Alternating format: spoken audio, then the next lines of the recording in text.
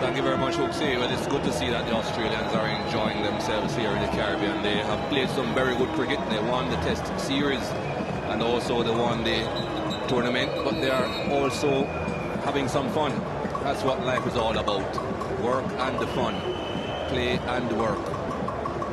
Which one was David Hooks? That's a low one, huh? Well, they've got a little bit to play with now this afternoon, the Aussies. Got it up to 247 to West Indies. Now, batting second, as they like to do. Chris Gayle, one of the batters. Very strong hitter, and Wavell Hinds coming off 125 on Friday. The Aussie bowling, but a little bit boosted today. McGrath's out there, Brett Lee, Gillespie, Hogg, Harvey. So they've got the work to do on this wicket. The Australians to, well, let's say keep the confident West Indies at bay, stopping it, making it a 3 in a row. He's going to start with 2. Brett Lee will be the opening bowler. He's going to start with 2 slips. Pretty regulation one-day field, just a third man and a fine leg out of the circle.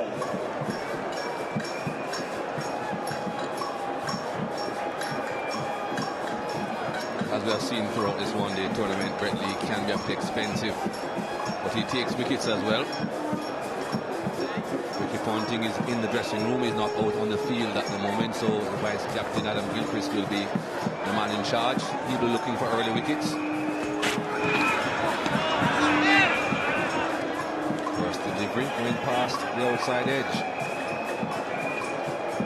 One suspects that Brett Lee will be pitching the ball up quite a bit here to Chris Gayle. Chris Gayle likes to drive, but he'll be looking for a bit of swing as well. Yeah, it didn't really move. It was just angle board, and I think pretty hard to move that away to the left-hander from this end. The wind's blowing from right to left across the pitch there fairly strongly. So get it to move back into the left-hander will be a lot easier.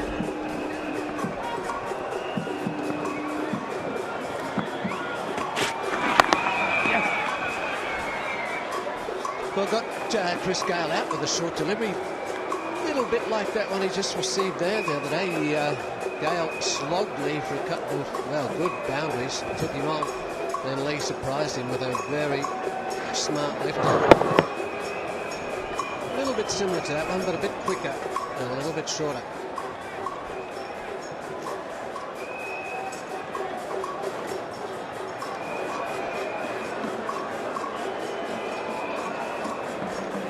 Jimmy Maher will be the substitute fielder for Ricky Ponting.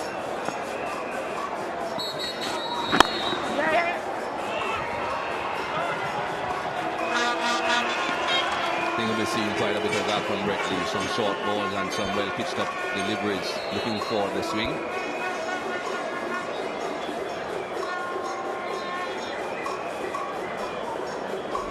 There is Jimmy Maher, played the other day. He's missed out today. He's been well, sent to do extra duty now. He's got to do the fielding for the not present captain.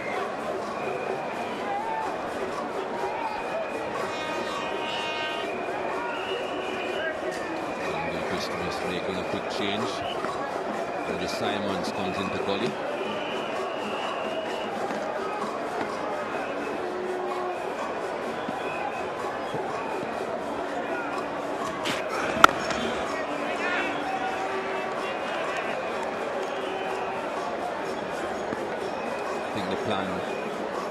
These two opening batsmen for the West Indies will be quite similar. One will be looking to bat through the innings if he possibly can, play behind of course. Other will be playing a few more shots. Ricky Ponting, Michael Bevan on the balcony there. Don't suppose he'll be sending out any notes to Adam Gilchrist. He's very experienced himself.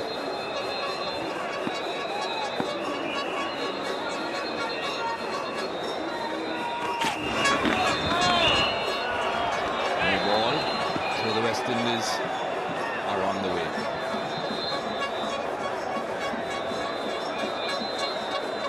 Well, it wasn't a bad delivery except for the no ball.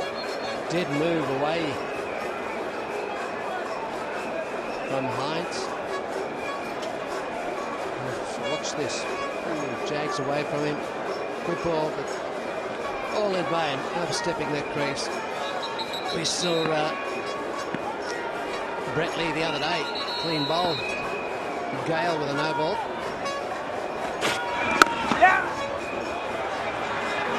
Just a single.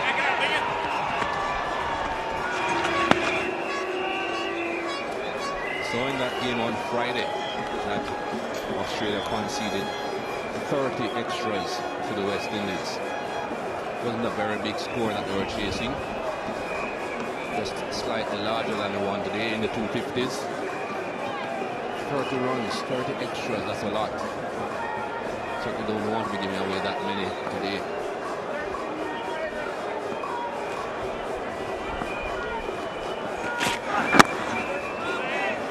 It's looking for the sweep. First over ball, it's 3 without loss.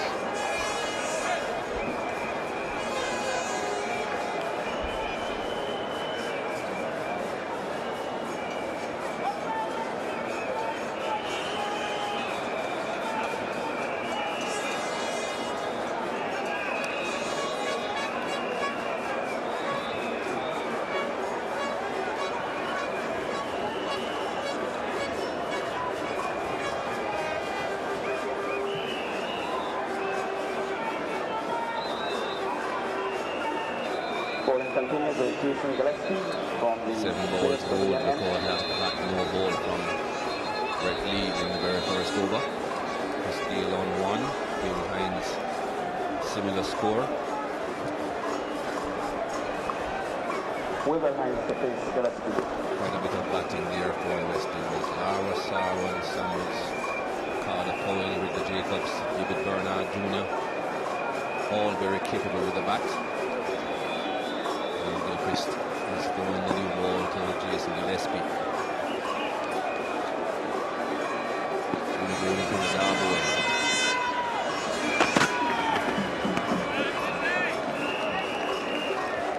He also has 2 slips on that wideish slip, 4th slip, or perhaps gully. Yeah, it's more for the rundown shot, isn't it, that position there? It's for the guide. Attempted guide off the newish ball.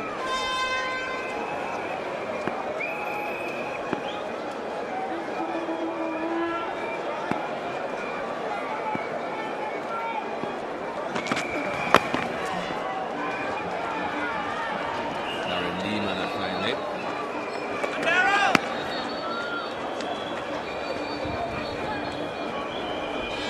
Fantastic knock by Darren Lehman. A century with his team under serious pressure. It was a good knock, wasn't it? He looked good Friday. Got out just a little chip shot back to the bowling and made up for it today. It's his 2nd century at this ground, so he doesn't mind Grenada at all, Darren Lehman.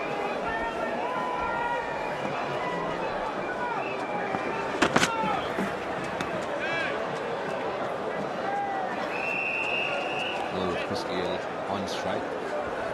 3rd man comes out in the slip cordon to enforce that cover field. That's him, the man in the middle on your right, Simons, come out of gully. That one there. Simons. He was in the gully. Slip fielders are Hayden and Harvey. In the air, but found the gap. Billy Doctorow was the one that was in a bit of danger there.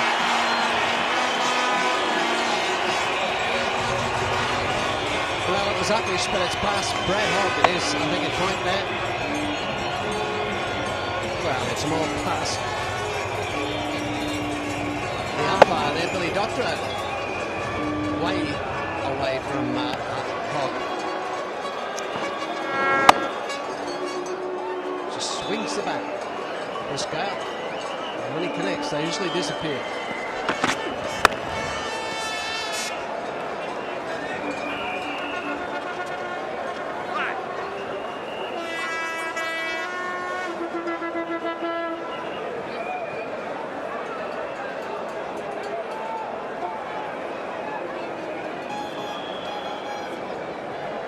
it's interesting in new ball today. The Australians have, well, gone to the younger pair, haven't they? Brett Lee and Gillespie. McGrath set mid-off.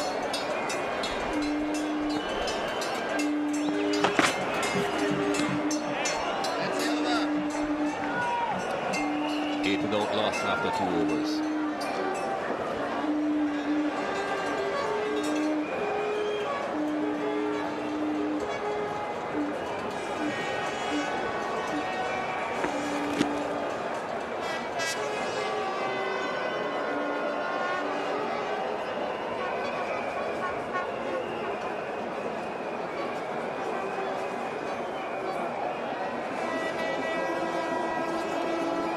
Per over required by the West Indies at this point. 48 overs to go.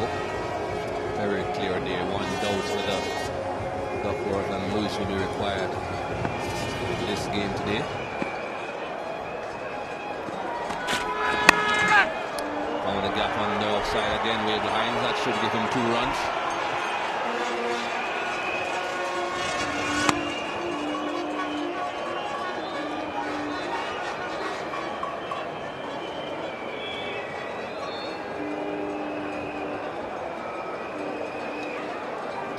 Should be helping Brett Lee to swing the ball back into the left-handers. I haven't seen any swing yet though. I did see a beautiful delivery in the game on Friday, uprooting the off stump of Chris Gayle. That swung in a long way, but we haven't seen any swing here today yet.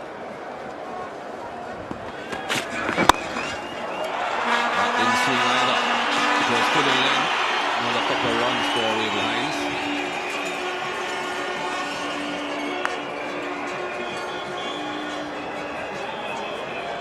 Yes, it's funny, isn't it? Sometimes you get a ball that just doesn't move. We saw the West Indies ball they used this morning moved around a lot more humid conditions this morning with those clouds and the showers around. Now it's drier, the clouds higher. It just depends on the ball. Sometimes you can just get a dud ball, it just doesn't do anything. And sometimes you can hit a shot off it and all of a sudden it changes.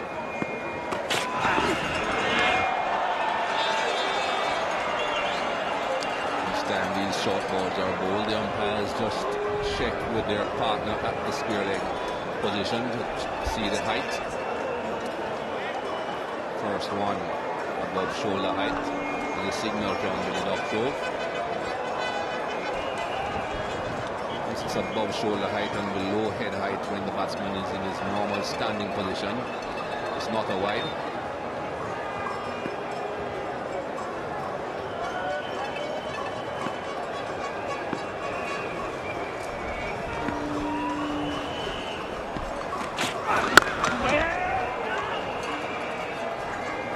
A hint or swing that last delivery. It's probably the wind blowing it in more than anything, I think, Michael. It's not moving too much, is it? Let's have a little look. He's really trying. You can see the angle there. He's trying to get it to swing back in towards him. It's doing very little.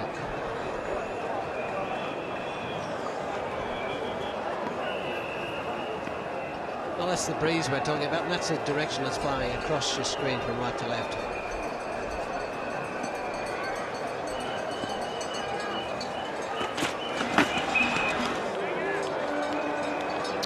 Change in the field, and I'm Gilchrist just having the one slip from Abel Hinds. That's the second catcher. He's dead square on that offside.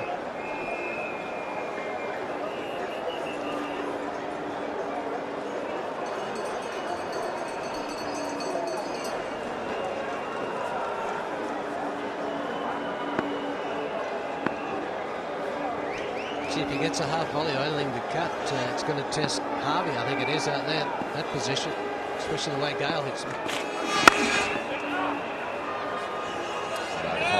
At backward point, over bowled again, 4 coming from the over, 12 without loss.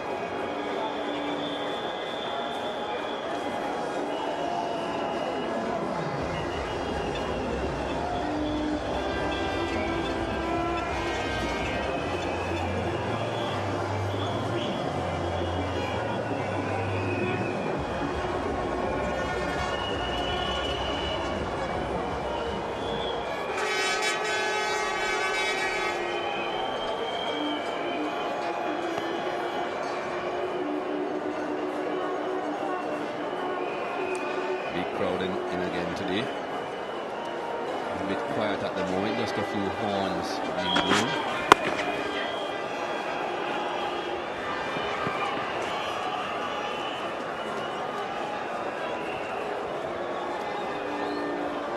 No, they had those umbrellas out earlier for rain, but now they've turned to sun shelters. Fairly warm out there. Brilliant sunshine today. A lot clearer.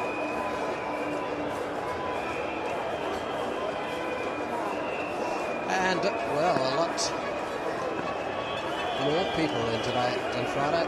Jam-packed. Well bowled. Very good delivery.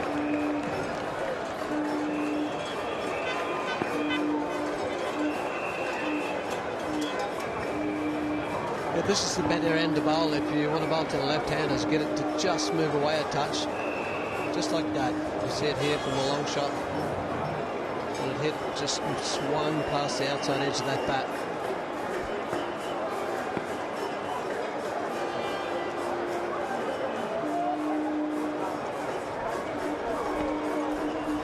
You can see how strong that breeze is.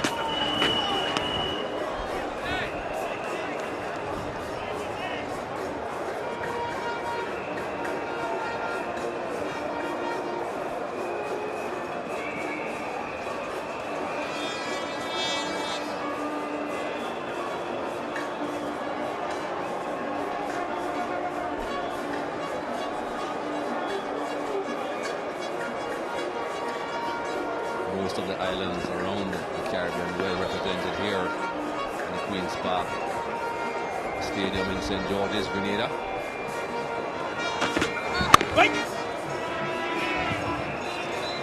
Well, we're getting down to the bottom of the West Indies here, aren't we? Grenada, the position of the islands, not far from Trinidad. Just north of South America we are.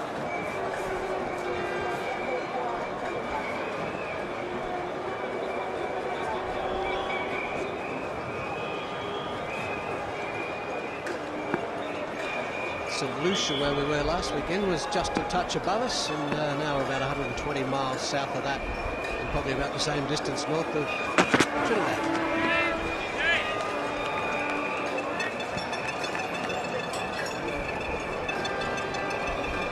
And to give you an idea where we are,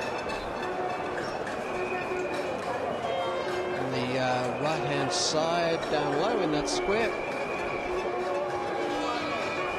St. George's, Grenada.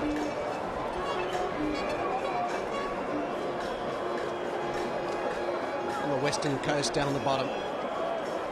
St. George's.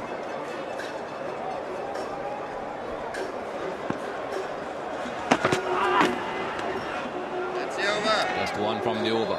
13 without loss.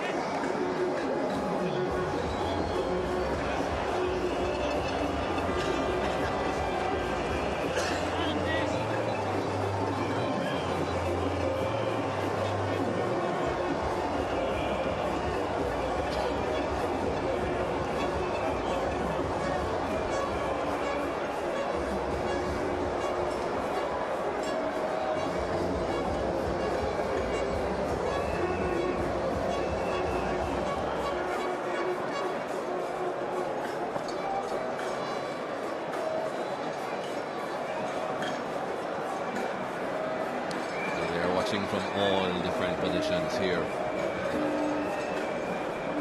Queen's Park Stadium, inside, outside, up on the hills, wherever they can get a vantage spot. Well, that's our spot there in that pavilion there. So those people outside the ground were just to the right of us, behind us.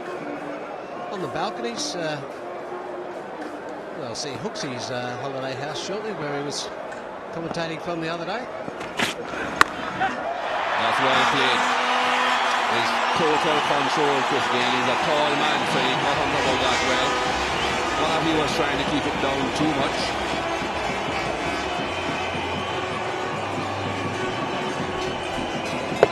Well, just on that back foot, isn't it? Somebody said this a few weeks ago, a bit a la Gordon Greenwich, the way he plays this. Mind you, he's a lot taller than Gordon Greenwich. But disposes of it in a similar fashion, I suppose. Hit that pretty well. Nobody out there. and disappears through square leg.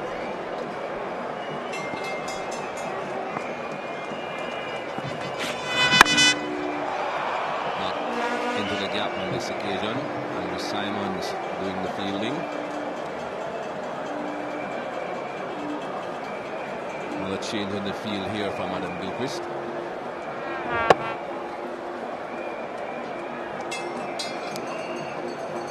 McGrath was down at fine leg. He has now come up to a short fine leg, and the deep square leg comes in.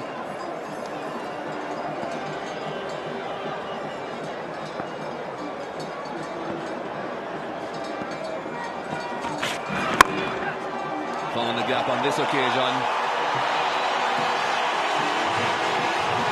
No problems with that one, just eased it through. Wide is Schmidt on in the cover. Straight through the gap.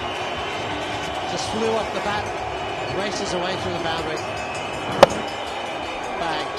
No footwork, but plenty of reach there from Chris Gayle. Straight off the middle of the bat. Exactly where he wanted it. Good shot, good result there. Lots happening now. Brett Lee deciding to now go round the wicket. The second catcher is now at leg slip.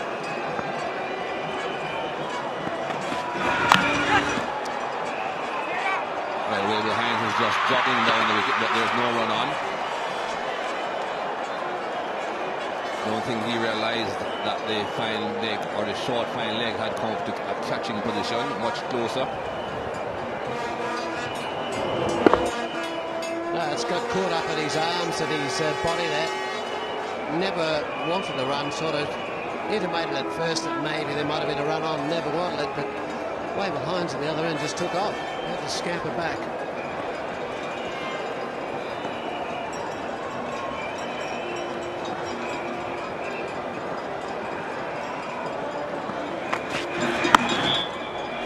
As well played, but on top of it and turned it down.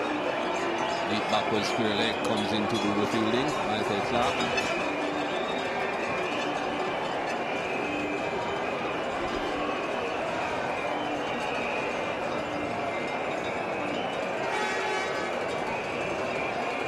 Well, he had his good run short this morning, didn't he? Michael Clark out for one. He was enjoying a couple of good one days before that. Sport and picnic.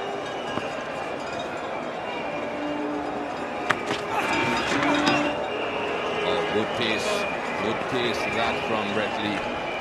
22 without loss.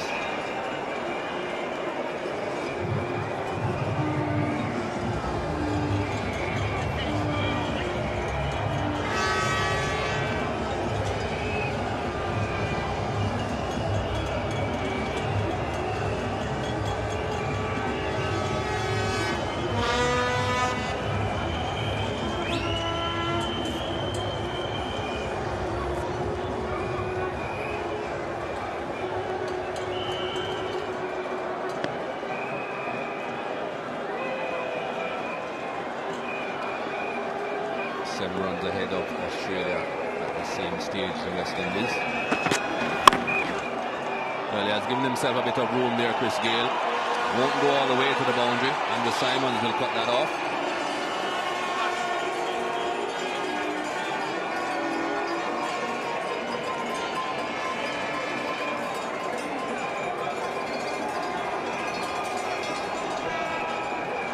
Took a bit of a gamble there. Gayle just thinking that Gillespie was nagging away outside off stump. Just give himself a little bit of room to punch that one through point.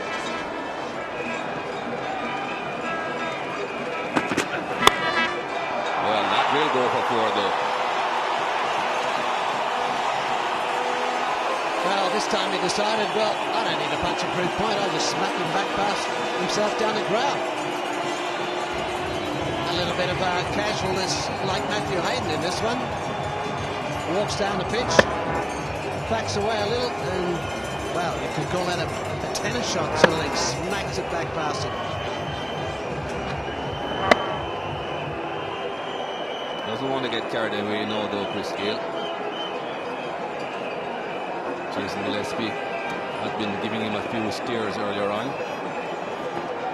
Doesn't want to make this a personal feud.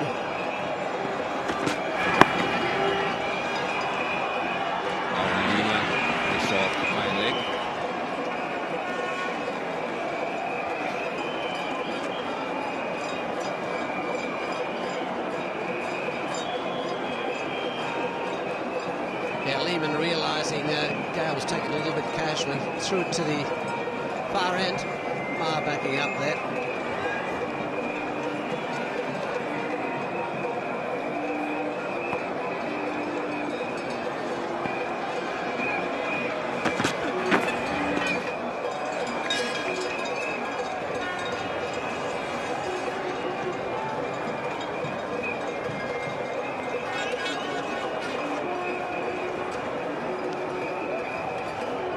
Very animated face on Jason Gillespie, isn't it?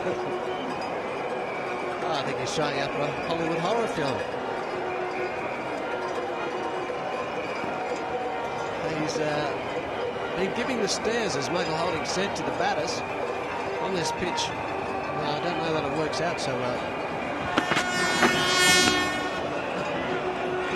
He's getting a bit of movement. Of course, he has a breeze helping him to push the ball away from the left-handed batsman.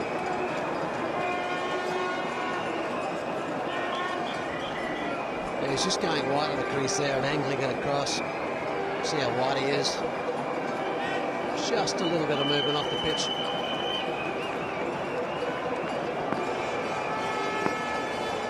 The length, though, just allowing Hinds to watch the movement and just keep the bat inside the line.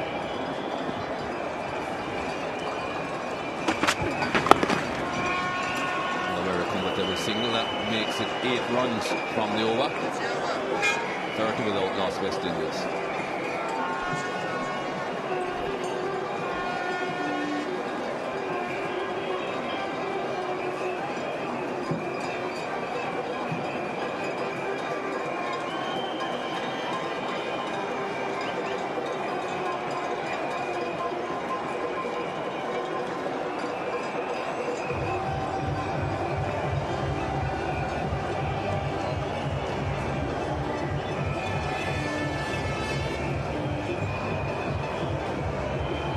Well, as we know, lots of very loyal West Indian fans sticking with the team through thick and thin. That's 2 of them there. Peter Matthews with that very colourful hat. And Uncle Lester having a very late lunch. Or perhaps it's just a long lunch.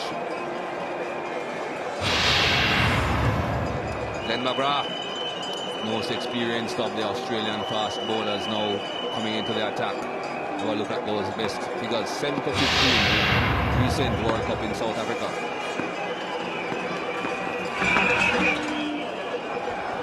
Oh, he got away with that. I was going to say, that's horribly close to a wide.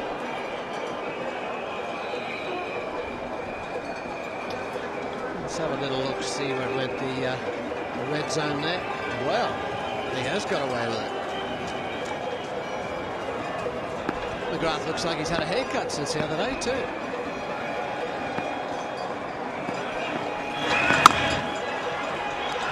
That's gotten through. It's a long chase. Lamar cut it off.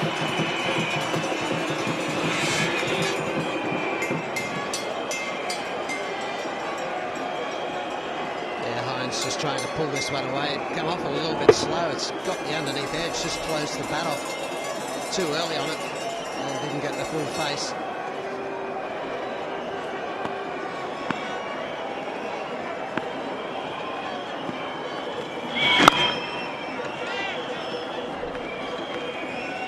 Again, the 2 catchers for Glenn McGrath are in the slip positions, leg slip and normal slip. First slip and the leg slip, well, that's the 3 catchers you may call them. The wicketkeeper and 1 man on either side of him. Darren Lehman at leg slip, Matthew Hayden at first slip. Then a ring of 4 on the outside.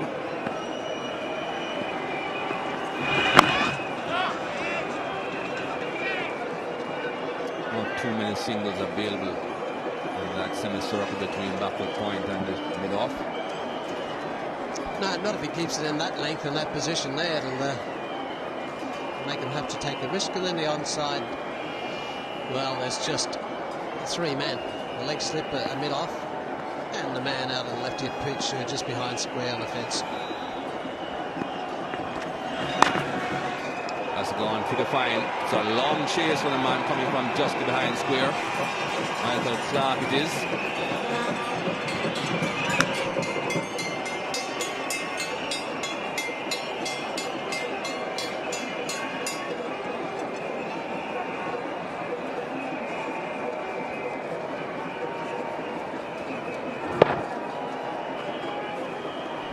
Yeah, always the problem when you come around the wicket. If you get along the stumps like that, he can just step inside you and flick it away.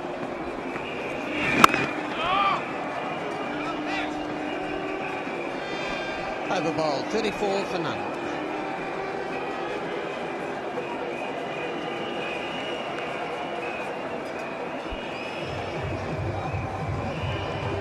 West Indies at the end of 7 overs are 34 without loss.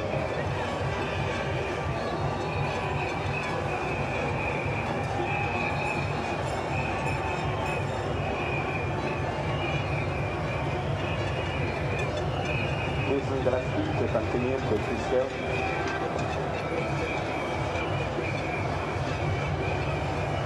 Well, as you can see, Australia got early setbacks, losing their 2 opening batsmen pretty early. West Indies well ahead of what they were, and of course no wickets down yet. We've got a change in the commentary box. I've got now David Hooks and Ian Bishop.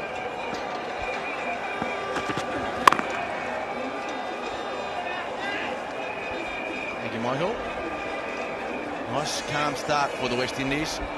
Some pretty good bowling without being exceptional. The ball not doing very much in the air, and the West Indies openers are doing the right thing. The Australians rely so much on their 3 fast bowlers to get early breakthroughs in limited overs cricket and really put the opposition under pressure from a run scoring point of view, plus a wickets lost viewpoint. So doing the right thing. Gayle and Lara padded up ready to come in next in front of a full house.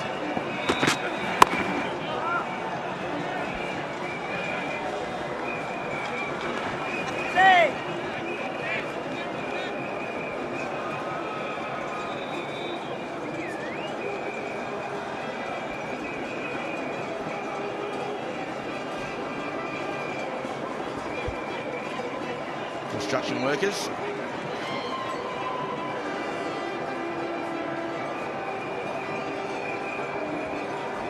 Australia's coffin.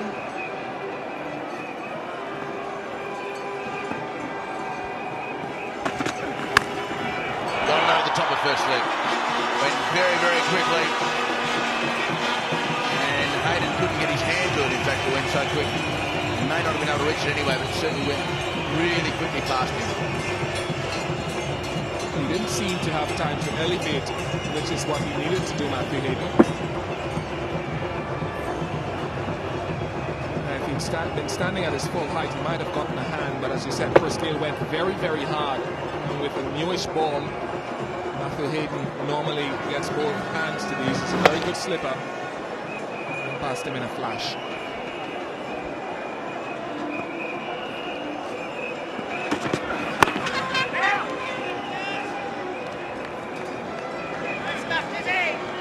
He's in very good form, Chris Gayle. Seems to have settled into the role of pinch hitter today.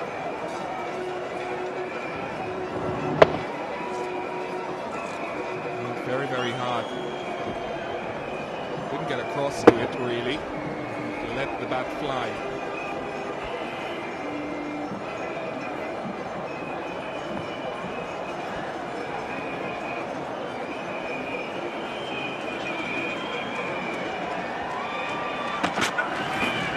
Some room, and he now realises if he stayed in his normal spot, he would have played a normal cricket shot. Unless he's telling us to stay in his crease. It's unfair, Jason, given that your century maker moves around his crease all the time.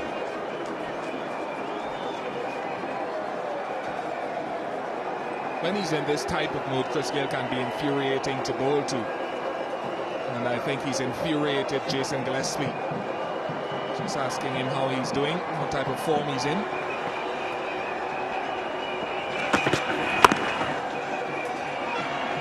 Nice way to respond to the fast ball and get a single that he doesn't think should be there. So 5 runs from the over, 39 without loss.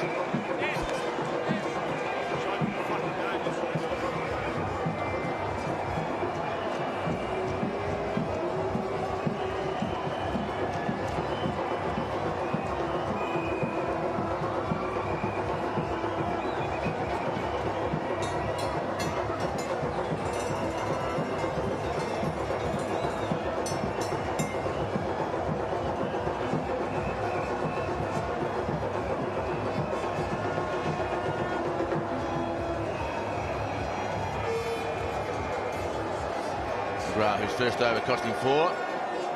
Gillespie's obviously got somebody he's talking to. He's just stopped talking. He's learned all those habits off Glenn McGrath.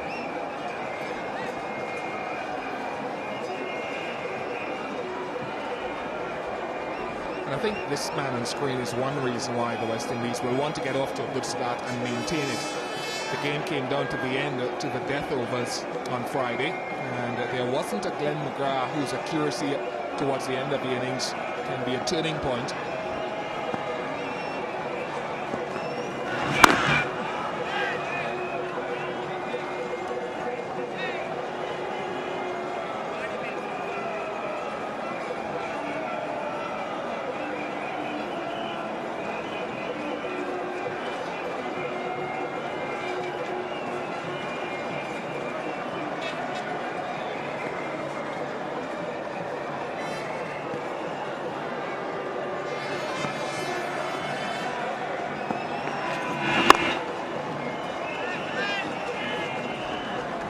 Seen absolutely nothing in this pitch to say that the West Indies will have difficulties getting this total if they don't lose wickets. There hasn't been any sideways movement. There hasn't been a great deal of bounce or pace.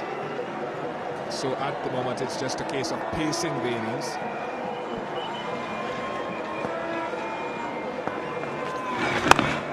Lovely shot. That shows you the lack of pace of the pitch. Just getting there and whipping it off his hip.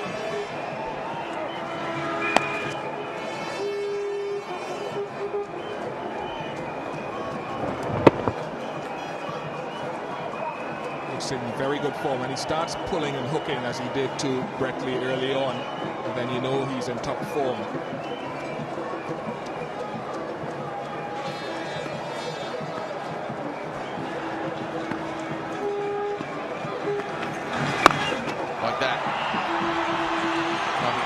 Long charge was dive, but would he stop it? Yes and then no. He just couldn't quite push the ball back in far enough. He did everything right, but he was just tapping too quickly and rolling at the same time. So another boundary. He's feeling the confidence of the 2 good knocks in previous matches. Short delivery caused Wavell Hinds some problems early on in this one-day series. Not anymore.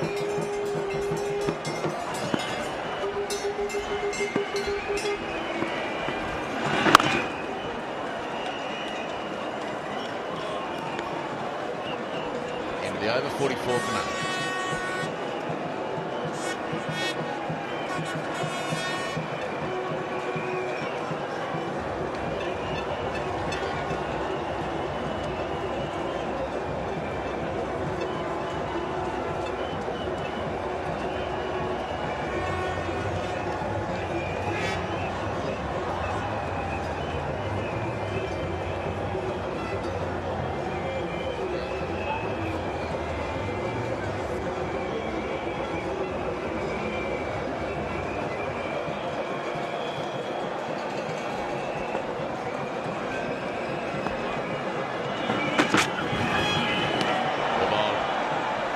Right on line at the body. Briscoe had to sway out of the way. There was some spitefulness in this. Jason Gillespie obviously incensed with Chris Gayle moving about in his last over. Dead over middle stump. And quick. Good balance from Gayle.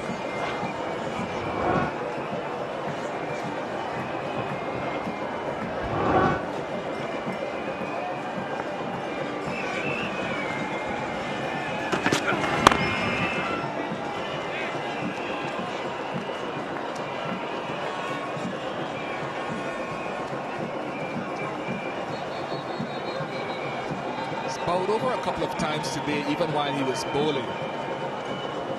Early in his career, did have 1 or 2 problems with his health whenever he exerted himself or overexerted himself in the field. Increased heartbeat. And just today, doesn't seem to be 100%.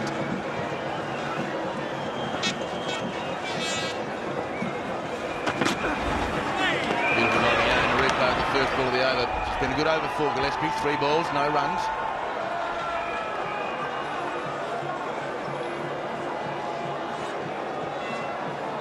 All concentration. And a little bit more. It's the eyes. Look at the eyes. Lovely people fast bowlers.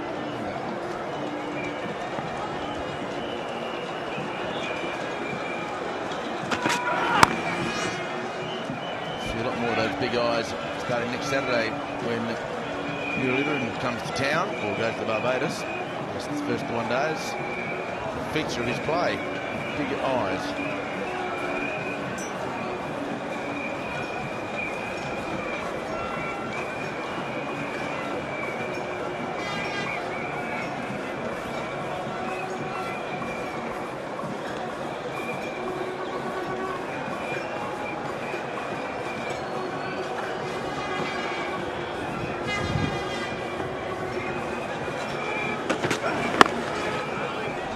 Fantastic series, David. I'm too sure you'll be able to view it, and it should be outstanding.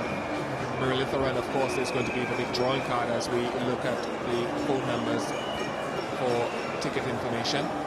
There's also Jai Surya, who I think the West Indies fans will be looking forward to seeing. Shaminda Bass, Dilhara Fernando, Ramesh Kaliwitharana as well. Very exciting wicketkeeper batsman in his own right. And I think we should pack in St. Lucia will be hosting its first test match. Versus Lara, something to see. 44 without loss.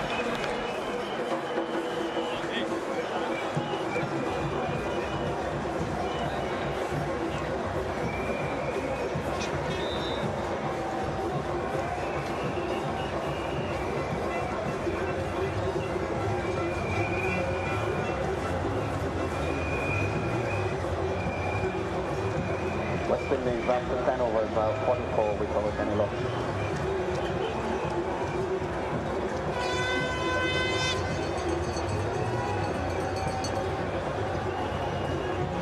Well, that's what you're speaking about before, maybe, Ian, the health. Just lying down on the ground, trying to compose himself by the look of it. From the media pavilion end.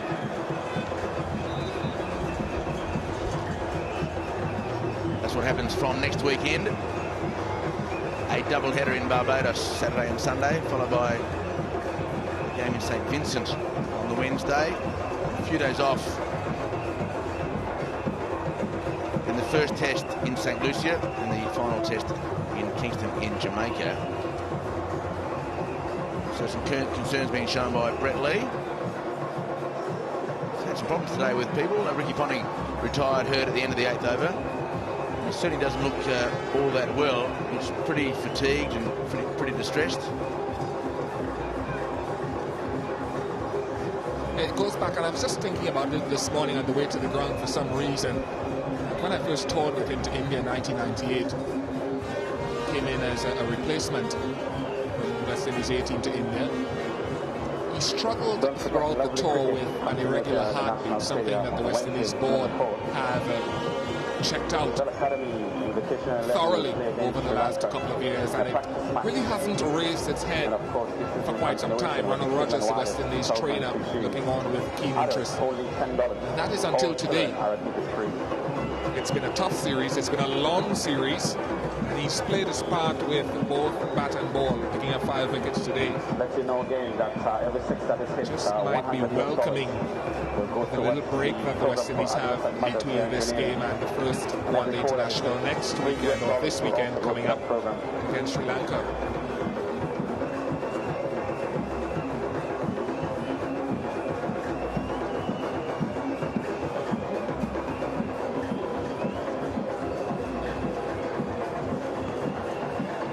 McGrath wants to run in the bowl, but there's still 2 West Indies and 2 Australians who've got to get off the ground.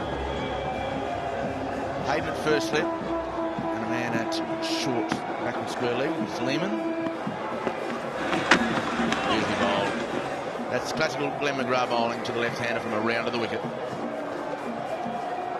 little more shoulder, a little bit more wrist in this delivery, and a good seam, which gives the extra bounce. It didn't seem to deviate too much laterally, but it's just the extra bounce that fooled Wavell Hinds.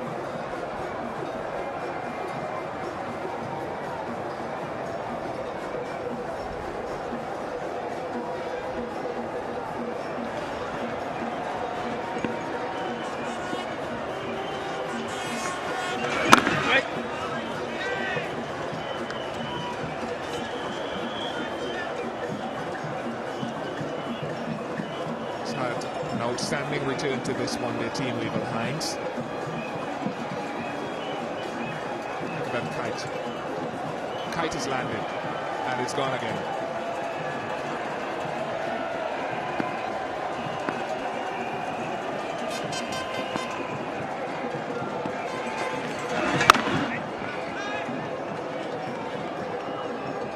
Very good player.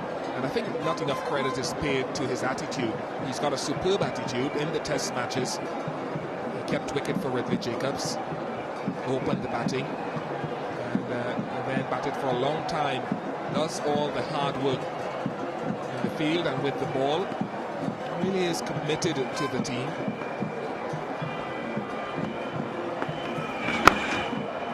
There's a man up in the circle to save the single, and he's in the catching position, so the ball goes right towards Finley, and just 2 runs in the end.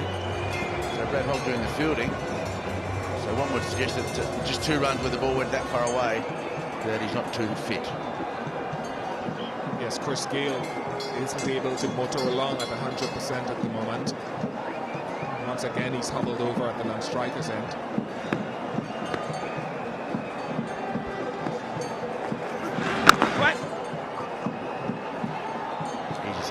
At mid-off.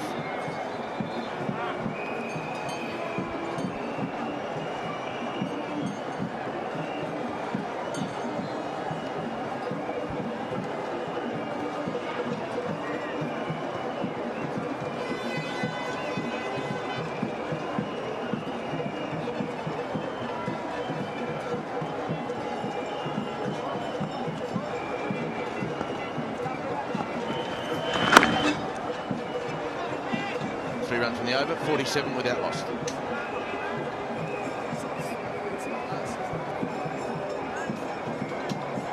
At the end of the 11th over, West Indies 46 without loss.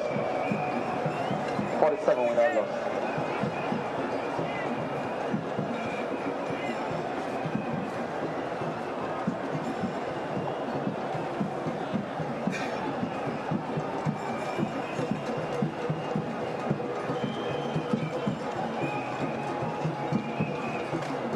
Gillespie to continue to Wavell Hinds. Gayle on 28, Hinds 18. Lara, Sarwan, Samuels, Powell to come. Strong lineup, chasing Australia's first big total. 247. So the West Indies need 201 to win.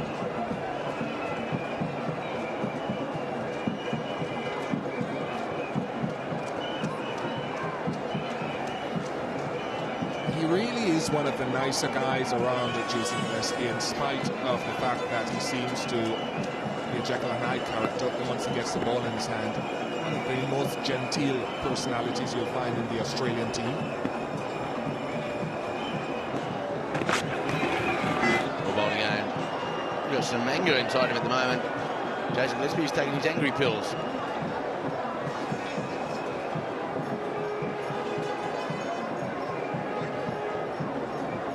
There is a deep square leg placed for that pull shot, and if he attempts the pull shot, he'll be hitting it into the wind, the batsman, Wavell Hinds on this occasion. So he's showing good sense of mind as that deep square leg. Good sense of mind not to play that pull shot. Very wise choice.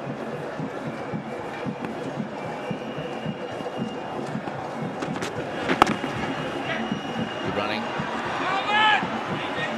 Single for the West Indies, creeps up to 48.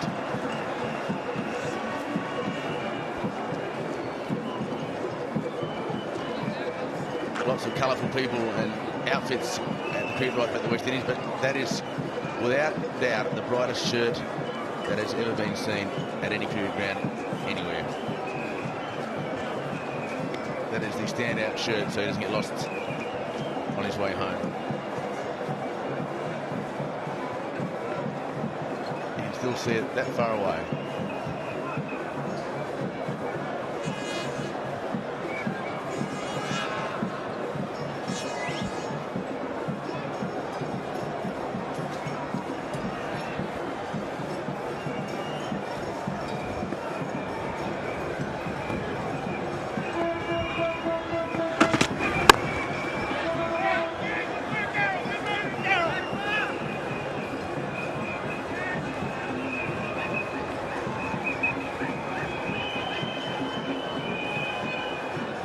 Shot of the ground, and there he is, the man in the lime green shirt, way up in them hills. Still, he's having a good time, and the West Indies playing very well. Australian attack's been pretty good, and yet run rate is around about 5-0.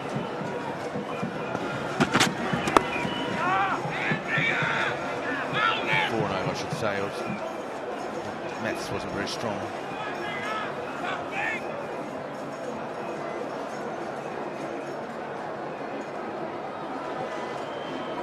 These two have formed a very good opening partnership. Well, they formed it over the last tour of India in the one-day series, where they got the team off to very, very good starts in quick time. They obviously communicate very well. They spend a lot of time together off the field, and that does help.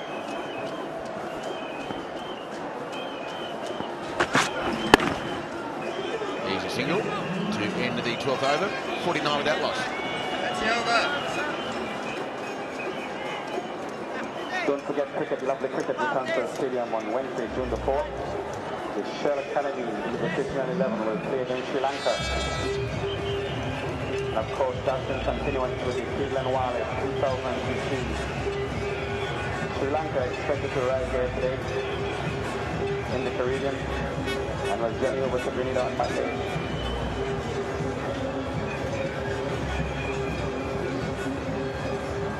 McGrath to continue to Chris Gayle from the media. Very good start by the West Indies, and a good start in comparison to what happened to the Australians. 2 wickets fell, both openers, plus Ponding had retired hurt at that stage. Little inside edge.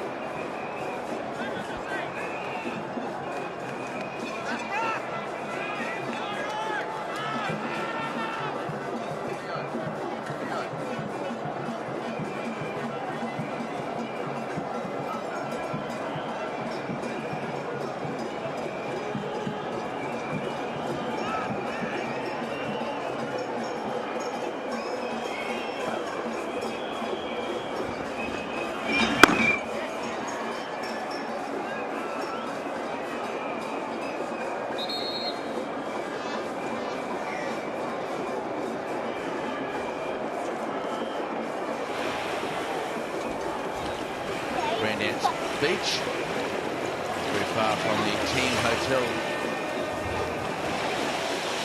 A lovely beach, Caribbean Sea.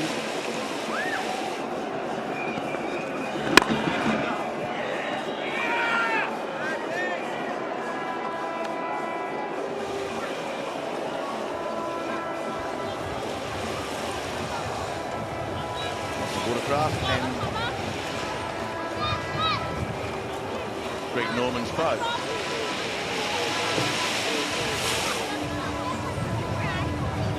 Not really. Just a lovely place for sailing and watercraft. Straight drive. It's the pull shot that's gone past the bowler, and Bradley's got a long chase and did it well. Good athlete, Brett Lee. And lovely throw. Ladies and gentlemen, the 50 partnership is up between Chris Gayle and He's moving about his crease a lot more today, Chris Gayle. Not prepared to stand still and allow Glenn McGrath to dictate the pace to him. And he's a frustrated Jason Gillespie. And now McGrath.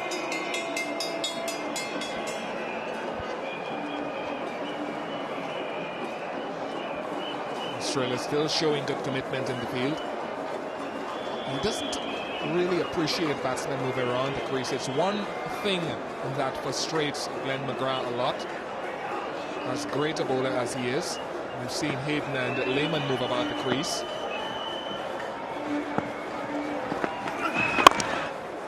Clipped away for a single.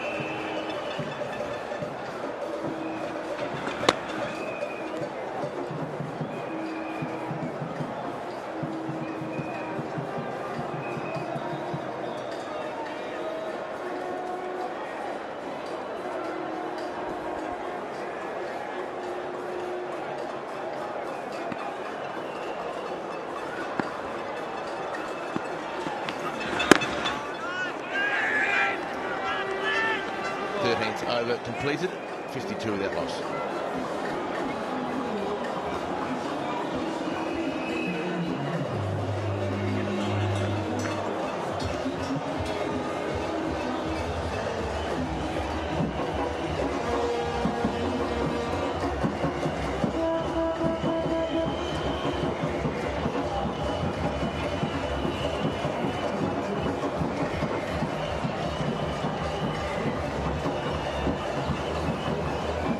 Gillespie to continue to Chris Gayle.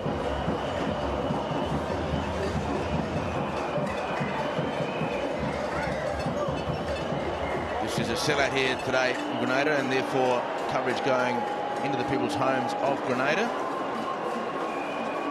And right around the world enjoying a good run chase here by the West Indies. A single. Chris Gayle just walks the first half of the pitch and jogs ever so slowly the second half.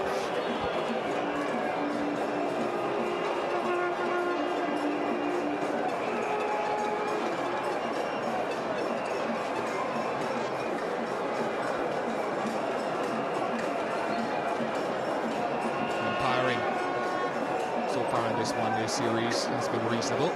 Good hat for Gilly.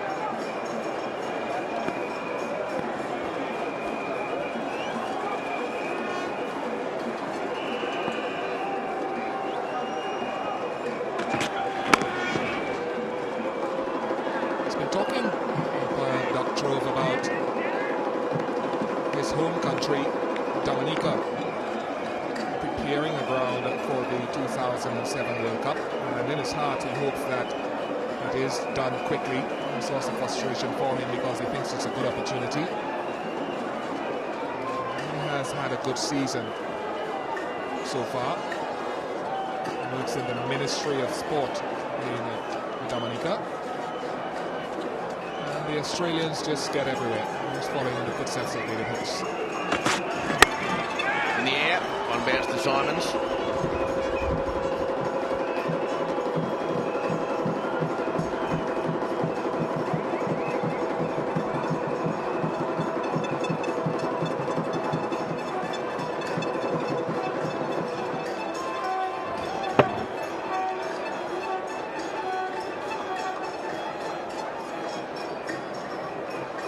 Hinds didn't quite get the weight transferred forward. He's received quite a few short deliveries from Jason Gillespie.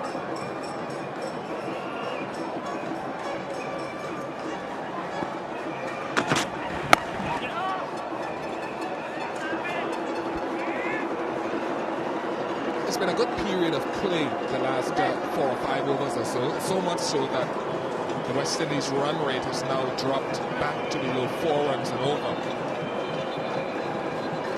They've been made to work a little harder now for their runs. There was one period where Gayle was really getting on top of the bowling, hitting a few boundaries.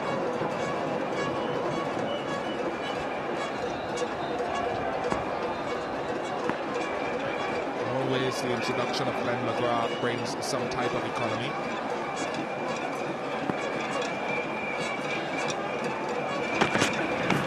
The ball, half shout from mid-on, but they will win the bat hitting the pad and mid-on going up. And no problems though. This is a very good delivery. Started on the off stump and just decked away. Very, very good bowling from Jason Gillespie at the moment, using the short ball with the telling effect, and that's the progress of the West Indies. Now you can see around the 5th or 6th over, they were up with the required rate and even surpassed it. Now it's just gone down a bit through some very good bowling. And that one died a natural death as well. So Jason Gillespie's telling him no. Footed over's gone 53 without loss.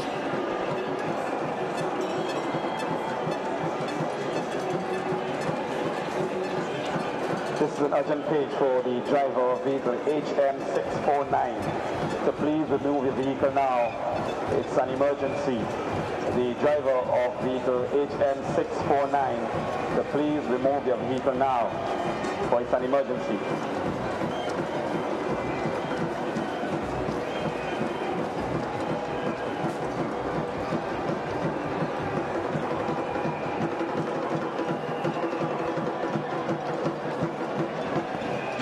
There is in good company. And there's Luke, who follows the Australian cricket team right around the world. The driver of vehicle He's seeing his side with a bit of a tough task at the moment. Or just dying as soon as he hit the pitch. And that's not one those batsmen need to be placed on middle stump. Fortunately, it was outside the line of the stumps. So McGrath with a man catching at point and a man at short finding as a second catching man. 53 without loss, a change in the commentary position. Michael Holding and Tony Coates. Good David Hooks. It's 53 without loss. Gayle's got 33 from 45 deliveries. Has just gone through a little period where he wasn't feeling well. The team physio came onto the ground. Just become since then to an extent, but on now. Very easily hoisted over mid-on for 4.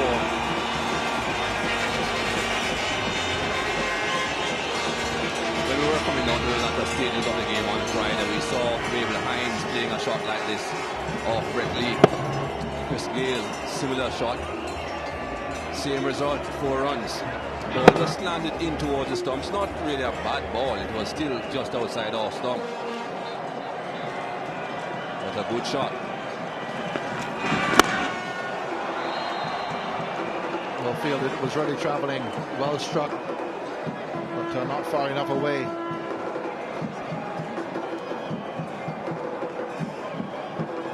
Jimmy Maher had to do some sharp work here. That was powerfully hit. Did it well though.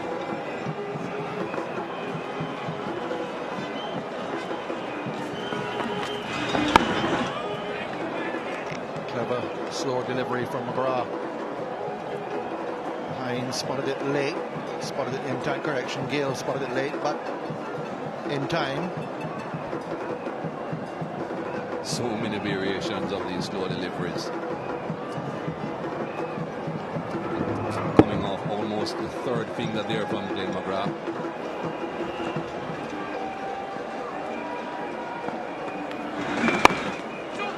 Worked away. 2-2, they say right away.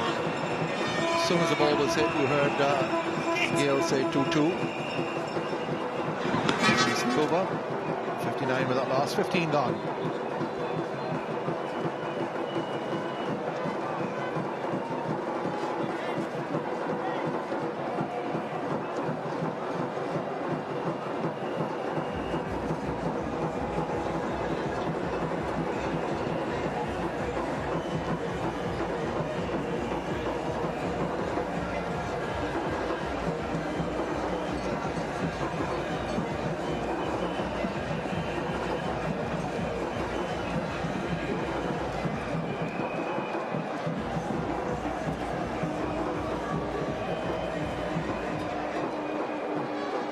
Fire up in the hills there. It's still being very dry, even though we had a bit of rain overnight. Here's that delivery from McGrath.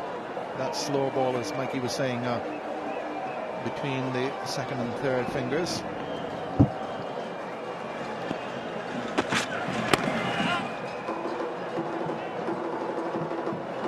variation. You don't see many West Indian bowlers using the slow ball much, Mikey. Really, it's a matter of practice. It is. You're not going to just go into these games and just develop these slow balls and make them be effective without going into the nets and practice them for very long periods of time. Then McGrath, Jason Gillespie, and in particular Ian Harvey bowls these slow balls so well. I've seen a few of the West Indians bowl the slow deliveries.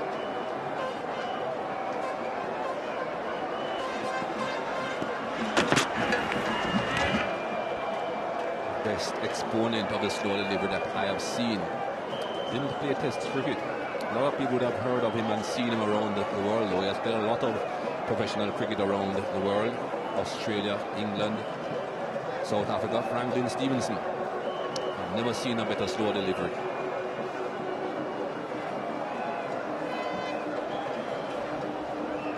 I'm sure he would have tried to have passed on that slow delivery, the way to bowl it to West Indian bowlers.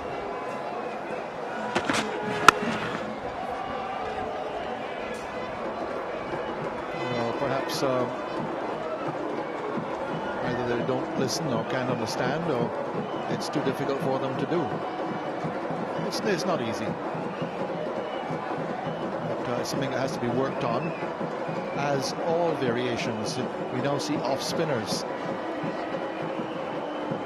perfecting the ball which actually goes away from the right-handed batsman, not just the arm ball. Naritharan has done it, Sakleen Mushtaq, others.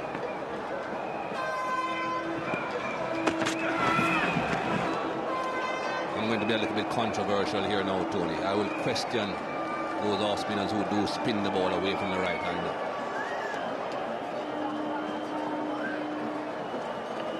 And what is the question you'll put to them? Is it legal? Yeah, the theory, and when you look at them deliver that, they have to have a completely different action, and the use of the elbow comes into it. There's no question about that. There's all theories of hyperextensions and all sorts of things.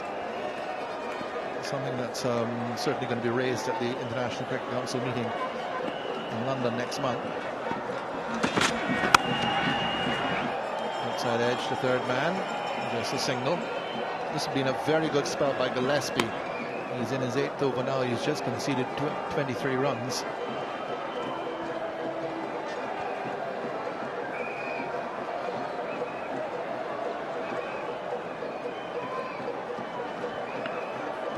Gilchrist will have to consider whether to bowl him out his full 10. Really kept these two generally aggressive batsmen in some sort of check. First time the West Indies have gone through the first 15 overs of the innings in this series without losing a wicket. Well, he's conceded just 1 run from that over. It's 60 without loss, 16 gone.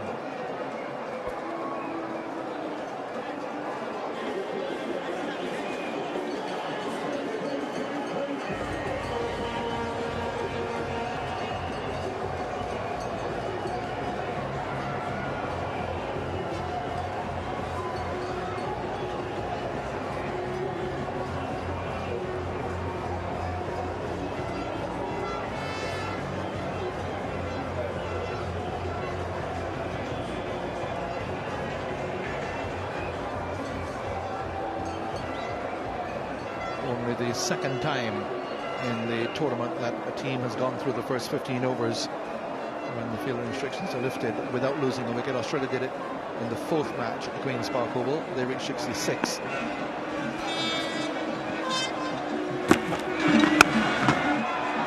got that away, and that's gone for 4. It was short. It stood up. McGrath's lost some pace, and this pitch is not a very fast one. All the time in the world for Hinds to put it away for a boundary. Trying something a bit different here, Glenn McGrath. He has decided to go over the wicket. He was round the wicket before, but I think that has made things just a fraction easier for Gayle Hinds. It was outside the off stump, and Gilchrist decided that this field isn't going to work if he's bowling over the wicket.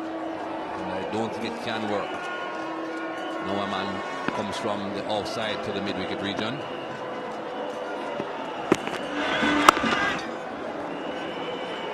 Gilchrist leading the team because of the absence of Ricky Ponting. Ponting was struck on the pelvis while batting. Had to retire hurt. There's another slow ball from McGrath. He used quite a few of those today. So Gilchrist in charge. Ponting in the pavilion for the last match of the tour.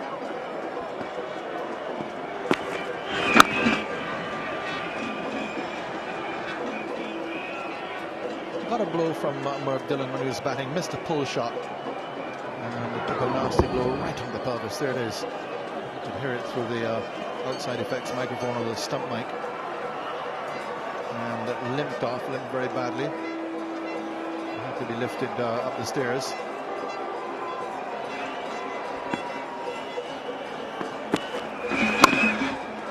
Could be a very uncomfortable flight back to Australia. Team leaves tomorrow. It's a long flight. Go through the United States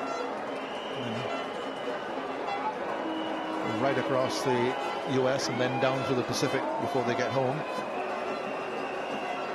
Fellow commentator David Hooks was saying that he just timed himself for the trip from Australia to Guyana, where the first test match was played in the series. 51 hours from door to door.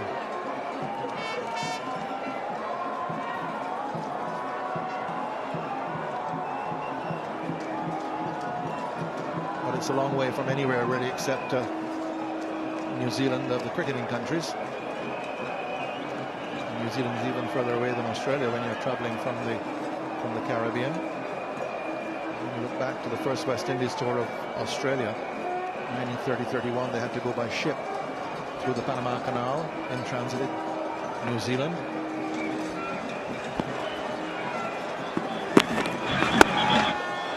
He's hoisted that away. That's a typical Wavell Hinds shot. We saw a lot of that shot the other afternoon on Friday when he got 100. And he's got 2 boundaries in the over, and the West Indies 68 without loss.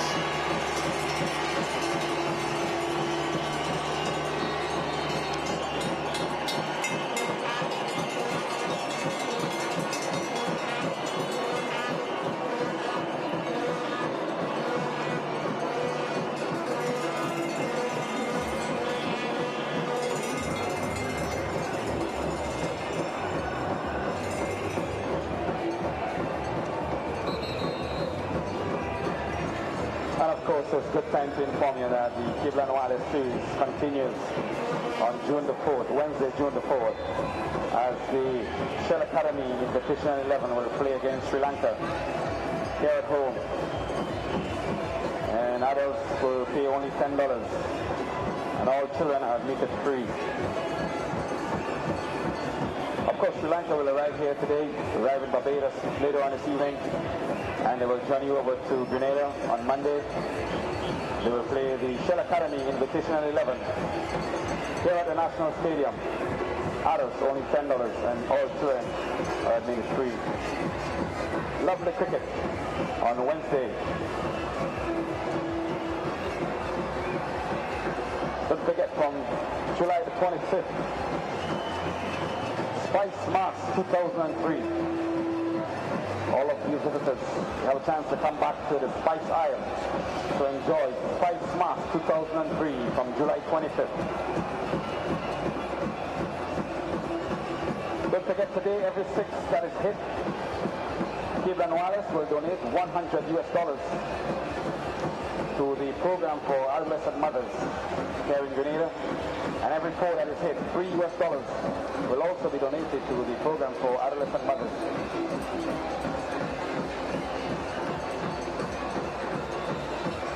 The 7th and final one-day match between the West Indies and Australia. Last day of the Australian tour, the 7th and last one-day international in Australia, with 247 for 8. The West Indies going after that, 68 without loss.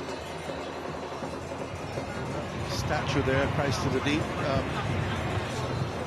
Just in remembrance of the Bianca Sea disaster here back in 1961. way back. I was working with the Providence Daily News then, when that big story broke. The Italian cruise line out Bianca Sea caught a fire. 400 passengers were aboard. Also a 300-member crew. 3 members of the crew died when the Bianca Sea went up in flames. In fact, they were fighting the fire and they died doing that. Burnt out wreck was towed out to sea. Now one of the island's most popular dive spots. And they erected that statue, Christ of the Deep, life-size bronze statue at the head of the carnage by the cruise line, the Costa Cruise Line, in fact, in remembrance of the disaster. No disasters yet for the West Indies. They're moving around quite smoothly. 69 without loss.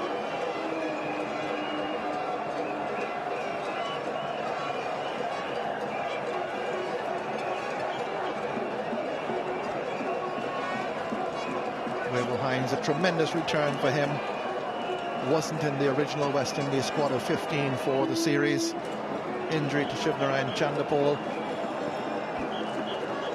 brought him back in, and there he is now, highest run scorer in the series. Edge, no slip, 4.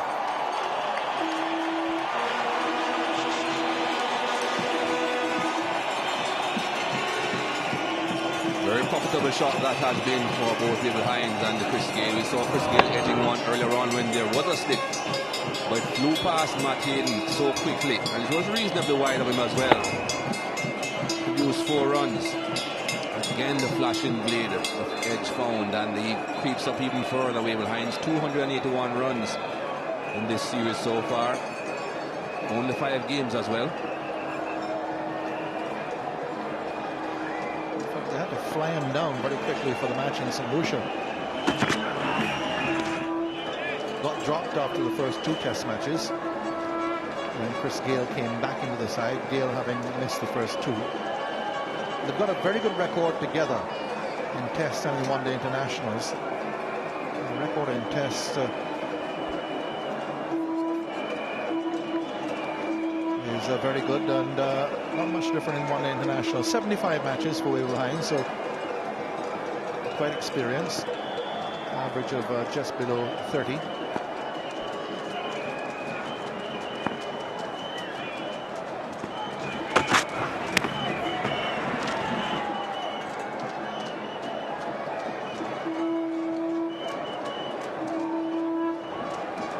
Good short ball this from Gillespie. Good line. That's a general area that you'll find the ball brushing the glove on the way through. This time with the Hinds dropping the bat, dropping the wrists, getting the gloves out of the way, just brushing his chest on the way through.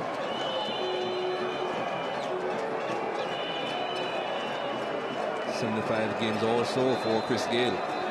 Very close friends, these two, Hinds and Gayle. Oh, that was fairly high. That's going to be called a wide. It is well above head high.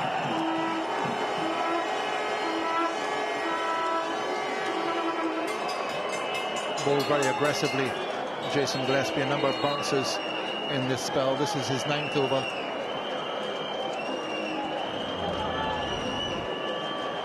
Yeah, that would have gone over his head even if he was standing in his normal position. That was a call. Pulled through mid-wicket. Won't go all the way. Time enough for them to get 2.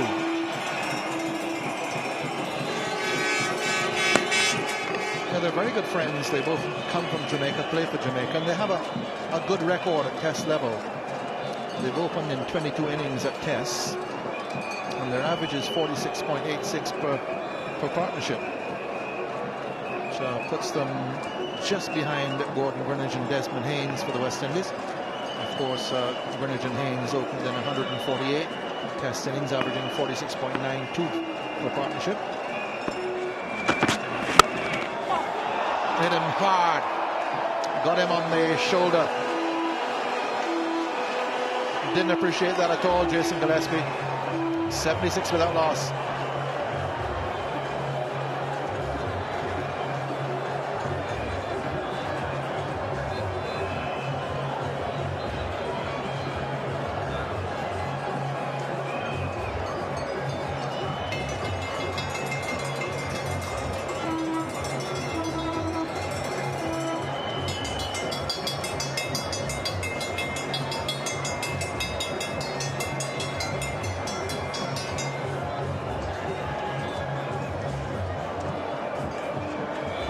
Jason Gillespie dropped a return catch off the last ball of the previous over.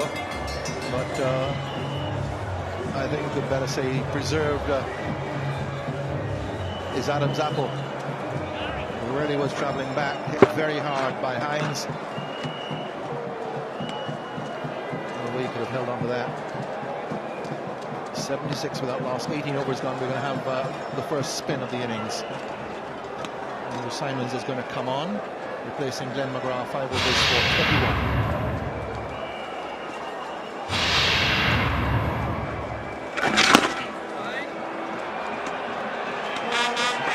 Starts with a wide. Just an adjustment on McGrath's figures. 6 overs for 29. 8 came off his previous over, 2 fours. And he's got it through. Goes for 4. Gayle just seemed to hit the toe of his boot with the bat as he came through. He just limped down a little bit. Not quite the right line that from Andrew Simons. Pitching outside the line of leg stump. Andrew Simons, the first of the slow bowlers selected today for Australia to be brought into the attack. He's got that through too. Ball slowing up on the south field. And that's a brilliant save. Bentley, the fielder, very athletic indeed. Good chase, good slide, good pullback.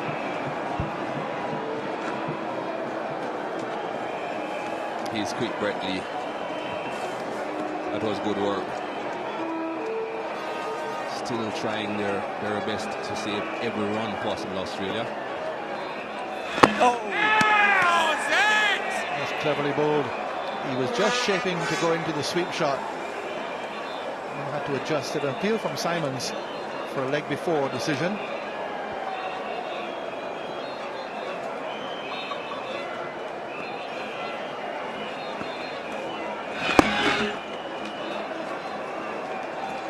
The reason he didn't get it was because the bat was involved.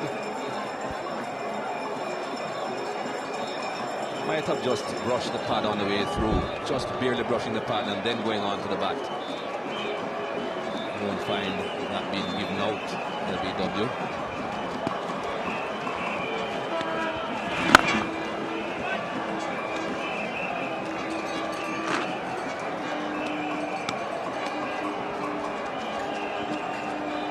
The required rate for the West Indies still just around 5 runs per over. It's very high and it's gone all the way.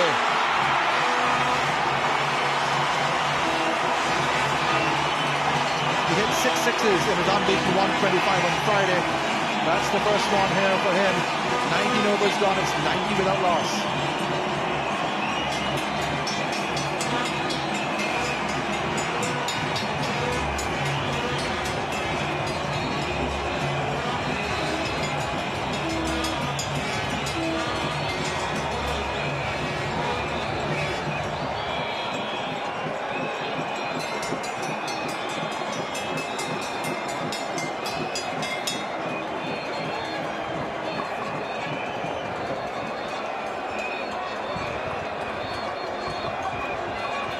Comfortably the most productive over for the West Indies. 14 came off it, including the wide Andrew Simons' first over. Here's Gillespie with his last.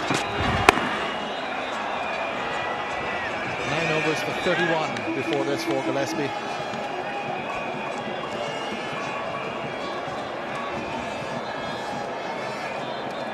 Hinds not afraid to use his feet to the slow bowlers. Cut down the wicket there, but also made sure that he got outside the line of the ball so that he could hit it on the offside. Mid-off was up, so even if he didn't time it all that well, he would have still cleared the mid-off. That's him there, you see him running back correctly. Had absolutely no chance, even if he didn't time it very well.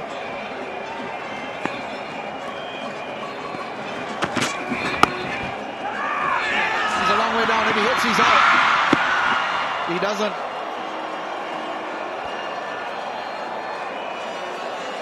Took a long time to really turn, Chris Gayle. He took off that quickly, and of course he slipped when he was trying to turn.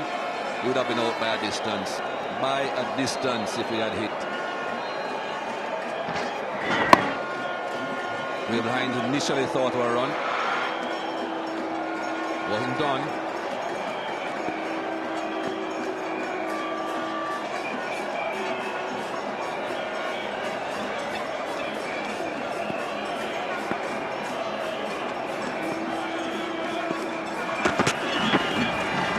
Wide and a bye. So it counts as 2 wides. Means an extra ball for Gillespie to bowl, and this is last over. He's bowled right through. He and Lee opened the bowling. Lee has had 3 overs. McGrath had 6. And we've just had the 1 expensive over from Simons.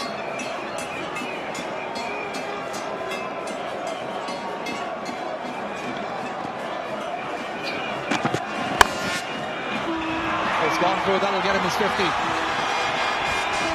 A couple for Chris Gayle. What a match he's having. 5 wickets in the Australian innings, and now he's gone to half century for Chris Gayle. And the half a century is up for Chris Gayle. Went through a period there when he wasn't feeling all that well, Chris Gayle. We already have heard the history of his heart problem. Got through that though. Didn't want to go in.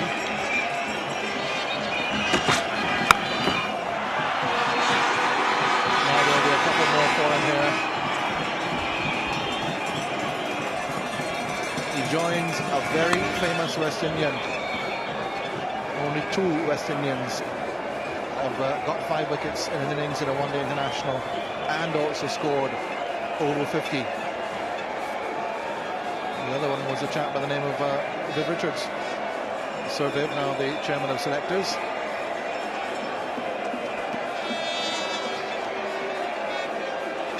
They've got 119 and then followed it with 5 for 41 against New Zealand in Dunedin. 87.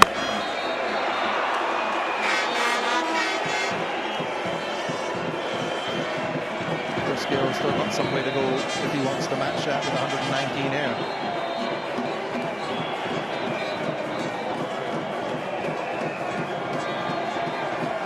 In which you might have played my hero on that tour. I remember it was Carl Hooper's debut for the West Indies, that particular match. Unfortunately, Tony, I was back in the Caribbean. I left that tour early. That was a tour on which I made my exit from international cricket.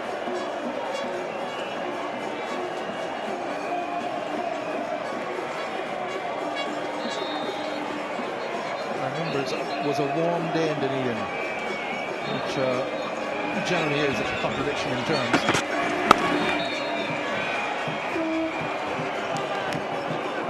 Coming back and having to hurry.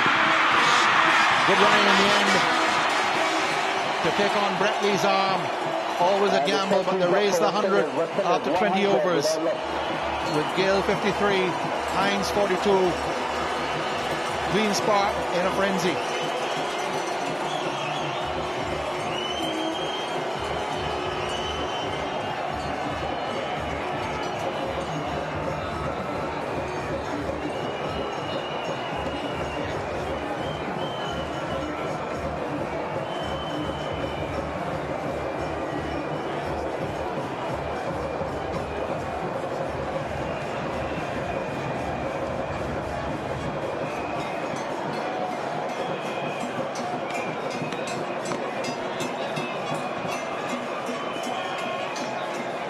Gillespie completes his spell.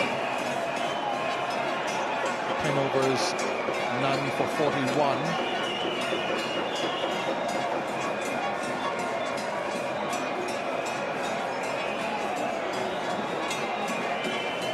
Gillespie's last 2 overs, conceding 18. Were really well before that. The last 2 overs expensive.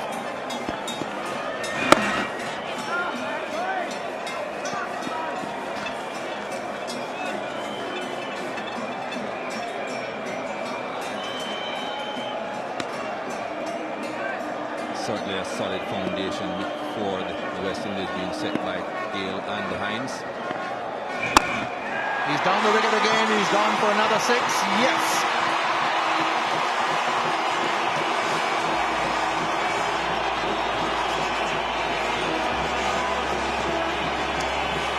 Continuing where he left off on Friday with Hinds. Again using his feet very well, getting close to the ball.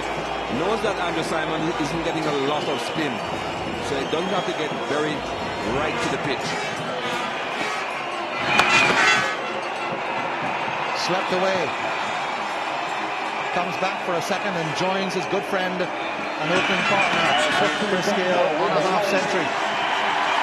Follows his unbeaten 125 on Friday.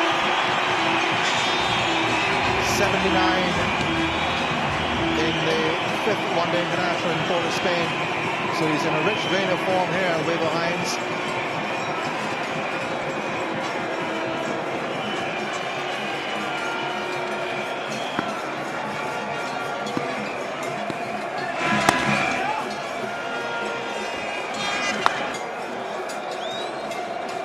Himself and Chris Gayle certainly batting very well at the moment, looking quite solid at the pace, but we know whenever we as commentators say things like that, things can go a bit high. Here's the appeal, but not a wicket. 21 overs bowled, it's 109 without loss. Don't forget cricket, lovely cricket here at the National Stadium on Wednesday, June the 4th. Sri Lanka will play the Shell Academy Invitation at 11. Adults only $10, and all children are made free. And of course, this is in continuation with the Gayle and Lara 2003 series.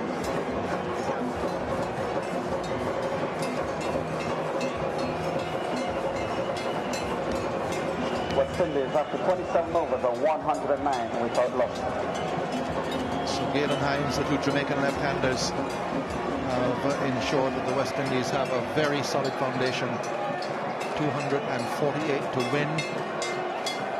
They're scoring now at just over 5 runs and over. Going along at 5.19 runs per over. That's a better run rate than is required from here on, or was required from the beginning.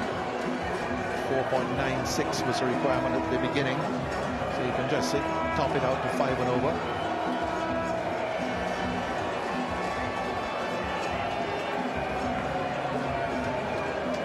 Now, Brad Hawke, maybe a little bit surprising that he hasn't come on before. He's bowled really well in this series. He's bowled with control. He's confused the batsman with his wrist spin. 21 overs gone, 109 without loss. And Gilchrist has now turned to his fellow Western Australian. See what he can do. Of course, he can't have two attacking a field for Brad Hogg with the score as it is. No wickets down, over 100 runs on the board.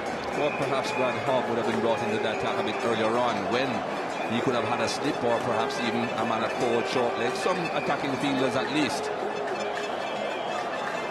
But with 4 fielders now inside the circle, the West Indies batsmen can afford to just try and milk him, just push the ball around into the gaps, pick up singles. Not too sure if that is going to be the tactic for these two though. We'll have to see how they go.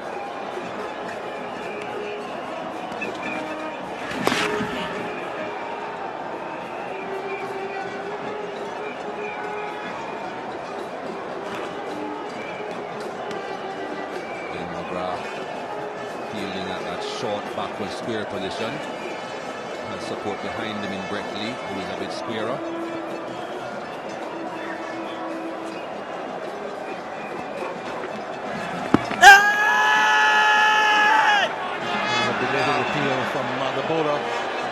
Gilchrist was the one who initiated it.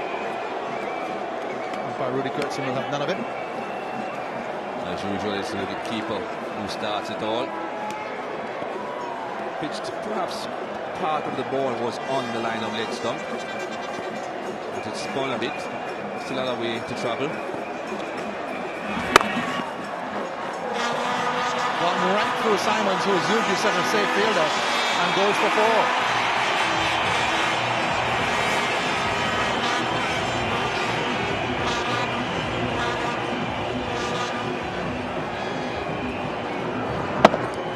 As usual, very powerful off the back foot, Chris Gayle, but you'd have expected Andrew Simons to stop that. That's very unusual for him.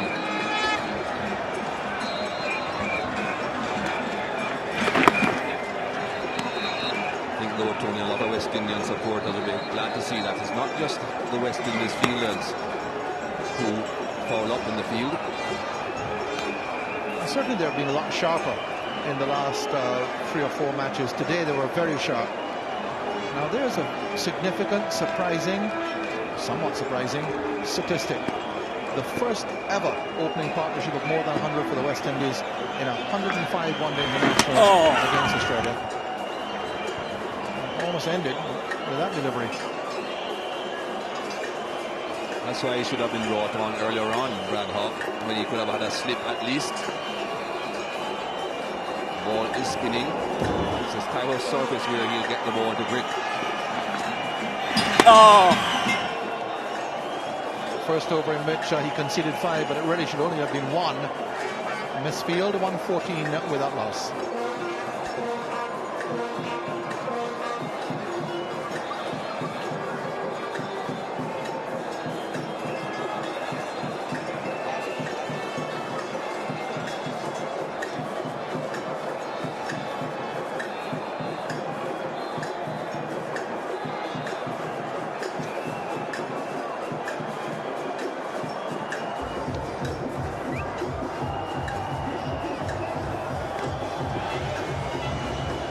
Getting back to that statistic, only 100 partnership for the West Indies for the opening pair in 105 one-day internationals against the West Indies.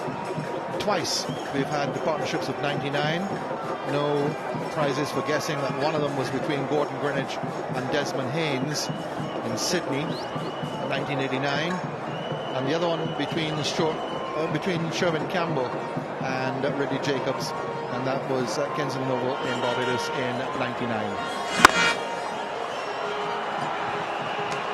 Gayle not being able to put away the full toss, gets a run for it. West Indies move on to 115 without loss. In the commentary box now, Ian Bishop, and with him Jeff Thompson. Not inspiring figures from Andrew Symonds, very uninspiring to be more accurate. He's gone at over 11 runs and over.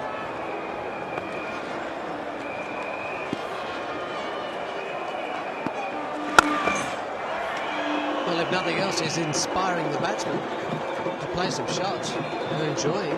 I can stay there.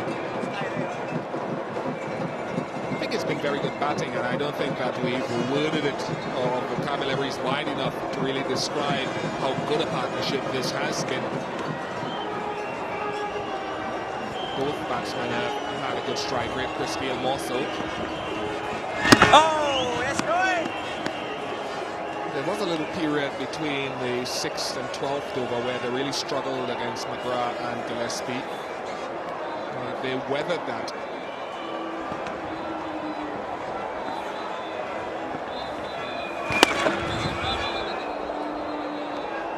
Well, they knew if they saw them off, things could get better. That's for certain.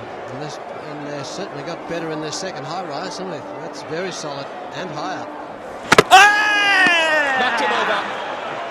Quicker ball from Andrew Symonds. Might have gone at 11 runs and over, but he's got the breakthrough. Very similar to the way Samuels does it. He just slotted that in quicker. Gayle played right over it. Yorked him middle, sorry, not middle stump, but the off stump. Got knocked over.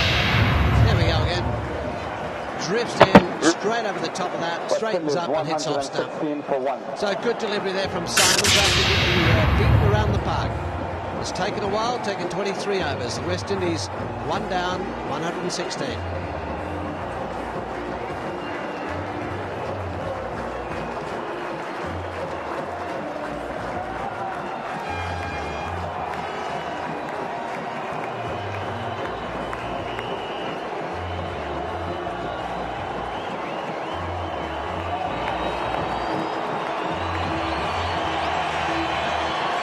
Incoming batsman, West Indies captain, Gayle and Lara.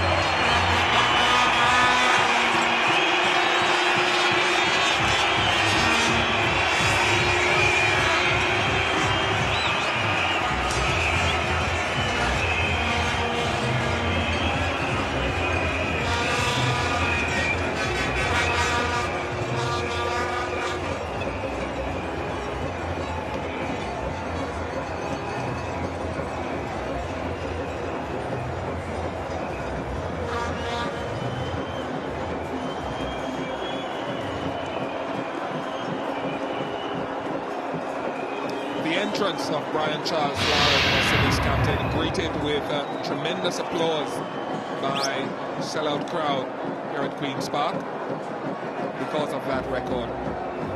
216 one-day matches.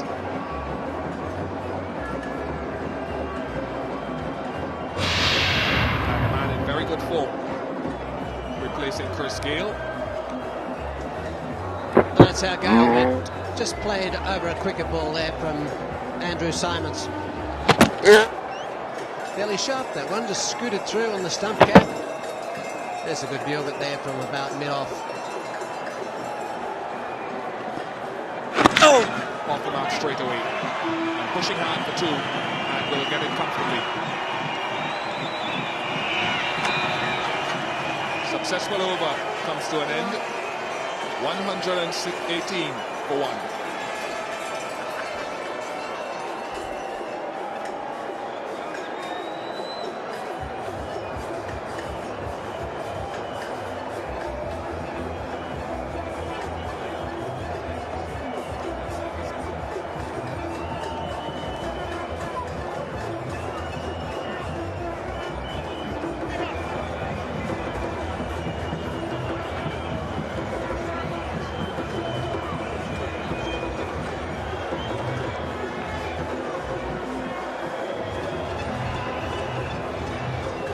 It's 118 for 1.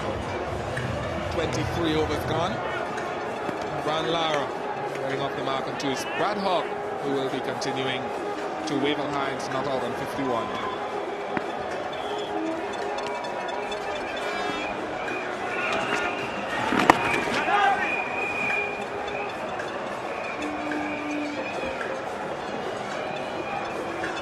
Three-man defence on the onside for Lara to Hogg. A deep mid-on, a deep mid-wicket. It's very square mid-wicket. Hinds it is on strike, but the same for both of them. And Brett Lee down at fine leg. And Lehman in saving the single.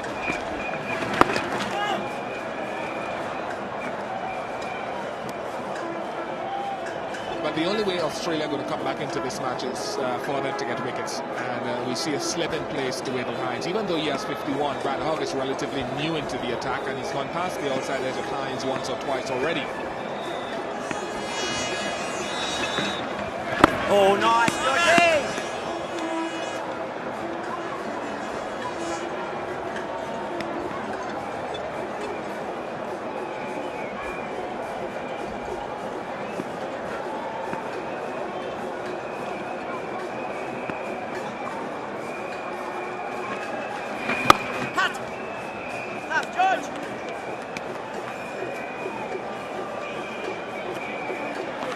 Crucial parts of this game to come. I think this spell from Brad Hogg is going to be crucial against Wavell Hinds in particular.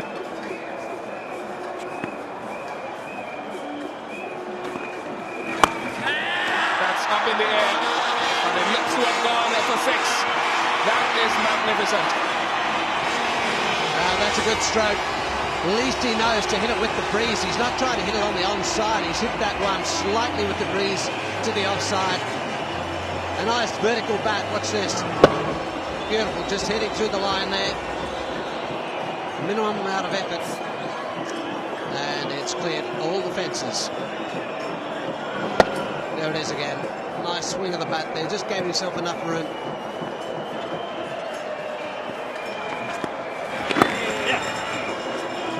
Cricket taking the single after the boundary. So 125 for 1 with 24 overs gone. And we've got a special person in a special place. David Hooks once again has left the commentary box and he's gone sightseeing. Thanks very much, Ian. Well, this is the most spectacular view that I've had in the Caribbean so far, and arguably the noisiest as well. We're here in the Devon Smith fan club here, way up on the hill. We're a long, long way away, but spectacular view of the ground, and as long as you can work out which players which as far as the batting is concerned, you know exactly what's going on. There's a big cheer here when the last 6 was hit, and we can see that Brian Lara is there along with Wavell Hinds, the 2 left-handers. So Hinds on strike, and Simon to continue around the wicket, but a fantastic view. And at last, I found somebody who can sit on my lap and not answer back. One goes to mid-off. So fantastic. There's lots of people here. They've had their lunch. They've been cooking their lunch up here as well. And not quite as rowdy as the other day when I was up in the house. A single to Hinds, which brings the West Indies captain Brian Lara on strike. But view of the car park, view of the Caribbean Sea with a couple of big tankers out there, and a view of the Athletics Stadium, which is next door. And there's a very annoying man with a horn. Just there he is. Just in shot there.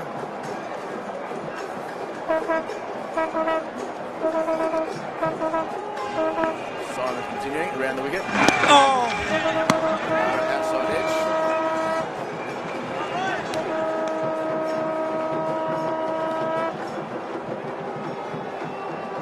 Okay, enough's enough. That's enough. That's it. No, spectacular view of the car park. In fact, I might get Steve, our cameraman, in a minute. Fielded by Simon off his own bowling to show the view from up here. Lovely shot.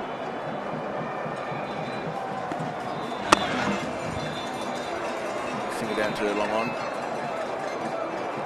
And going for two, in fact, and they'll get two. Brilliant piece of running from Hinds. So Glenn McGrath field coming in from long on. But the view is spectacular. The ground is full, as you can see there, right out into the Caribbean Sea. One sailing ship going past, a couple of tankers, and car park's full. Easy single.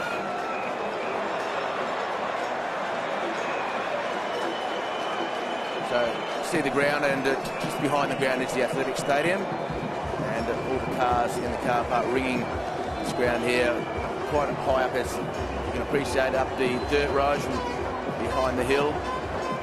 And it's not a bad view.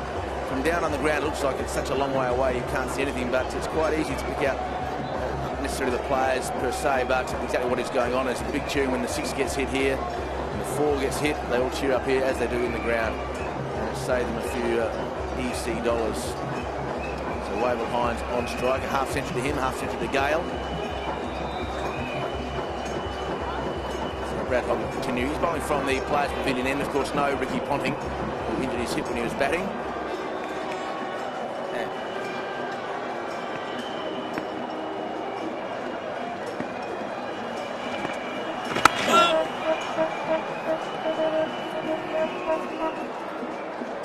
Hooksy, Tomo here. Jeffrey. Mate, did you jog up there by any chance? No, but it was a little bit more difficult to get up than what we thought. It's a dirt road and lots of slippery on the shoes. And I've got my shoes, I'm not sure whether they'll be covered in the insurance because it's an outside broadcast. And, but no, lunch has come. What do we got for lunch? Lunch time. What is it? That's a little chicken and fish. Oh! Hogan just bowling one outside the outside edge of Brian Lara. So what are we eating there? This is chicken and crayfish. Chicken. You call that a chicken makeup. Crayfish and chicken, and it looks very nice being cooked on the stove behind me with all the hot coals.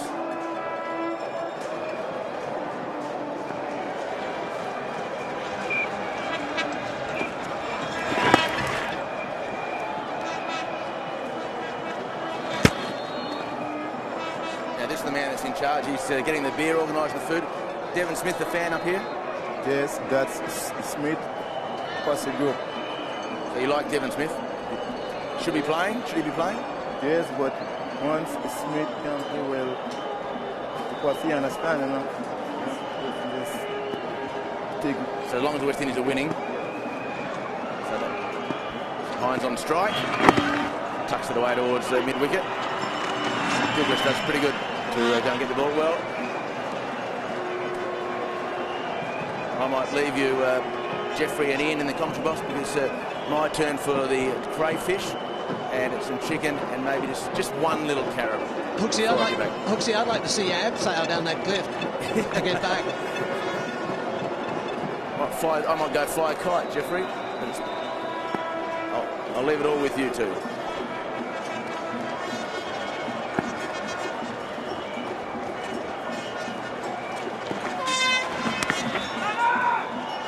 The intensity between Lara and Hinds in terms of their running between the wickets certainly has not eased up since the departure of Chris Gayle. Brian Lara has brought a different impetus to the innings.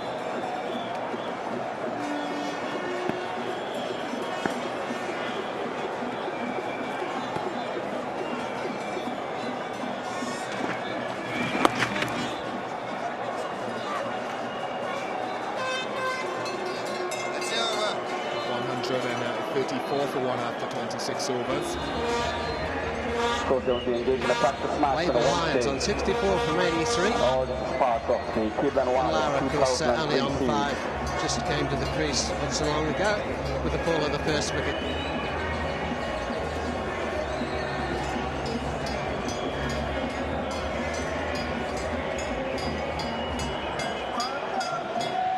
So a few headaches out here for Adam Gilchrist, the fill-in keeper today, with Ricky Ponting off injured. Trying to work out how to, well, take some wickets. He needs to take them quickly to get back in this match.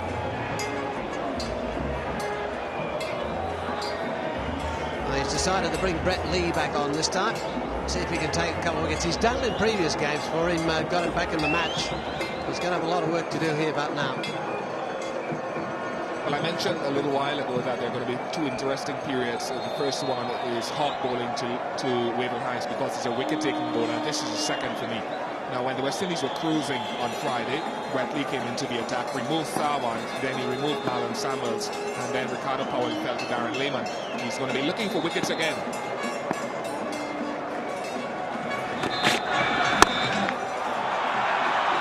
But instead, it will be a boundary to Brian Lara. Well, slow ball there that Lara picked, readjusted the shot, and then just chipped it over mid-on. There we are, he's back, then he picks up, but it's a slow one. Plenty of room to swing the bat, and then just dobs it over mid-on.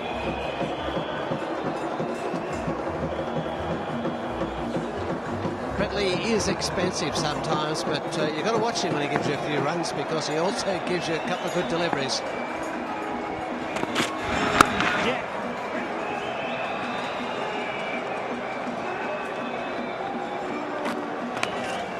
Is going to be looking to ensure that wickets don't fall. He mentioned it at the end of the last match where he felt the West Indies lost too many wickets from a solid position.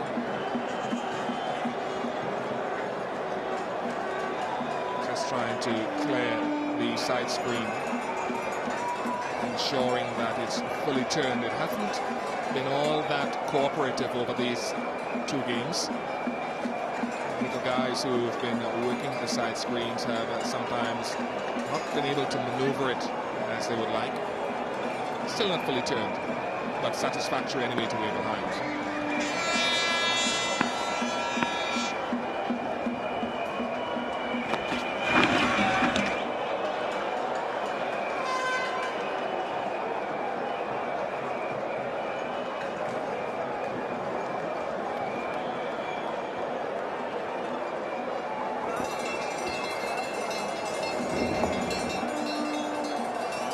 Swayed out of the way of that one there pretty well. Not a bad delivery that to somebody that's just come in, but Wavell Hinds been sitting out there for a couple of hours. No trouble with that one. There's that tennis ball bounce that we're talking about. This ball's got older now. Pretty hard to surprise somebody with a short ball. It's got to be exceptional. Good running. Very good running indeed from Brian Lara, who has been the catalyst. Pretty good piece of fielding too from Brett Lee. Good cricket all round. Slides, turns, throws, hits it. But they're running so well that they just cruise through.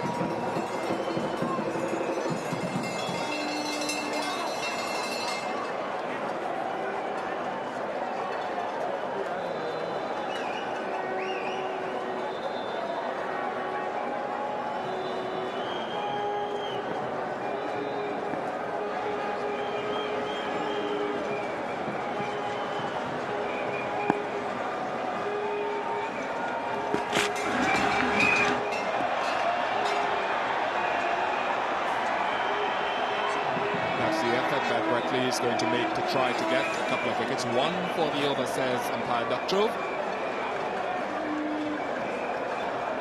Yeah, it's just a casual glance to Rudy Coots and the square leg umpire, telling him where it was, and the little signal. Yep, there we are, over the top.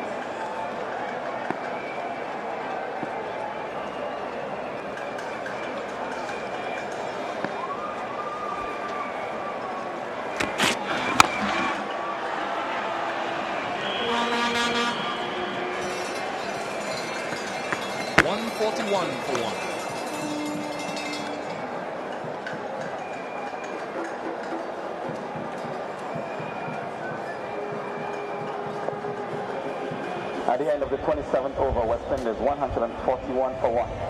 Of course, chasing a target of 247.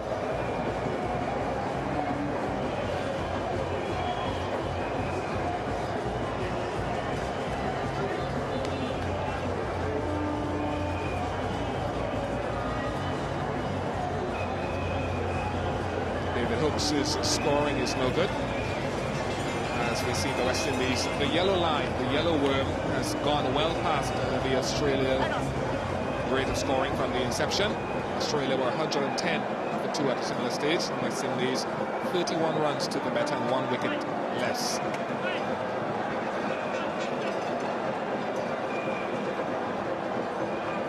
Brad Hart to continue to Gayle Lara.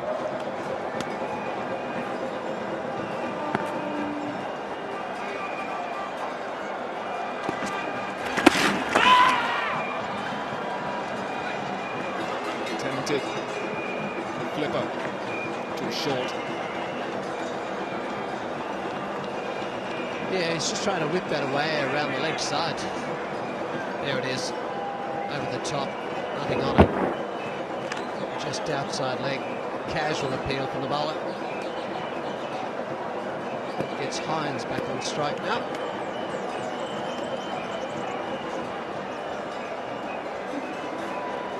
It's gone around the wicket. Two-way to Hinds now.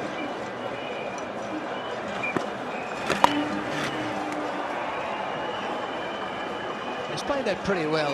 He knew he couldn't control it, keep it down. All he tried to do was chip it halfway into the outfield because he knew there's, well, 2 behind square for a catch.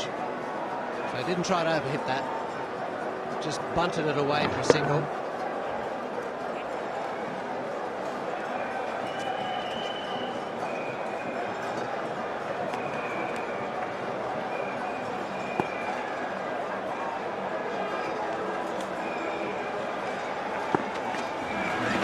Oh, very well bowled. Big spinner.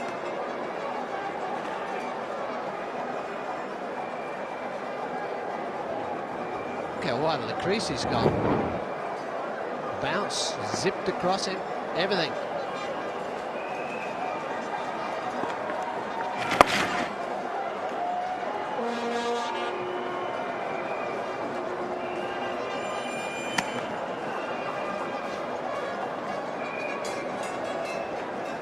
I think it's worth the try coming around the wicket with the short fine leg in place. There, Matthew Hayden looking for that top edge sweep. Oh! And that's a clever shot. He waited for the turn.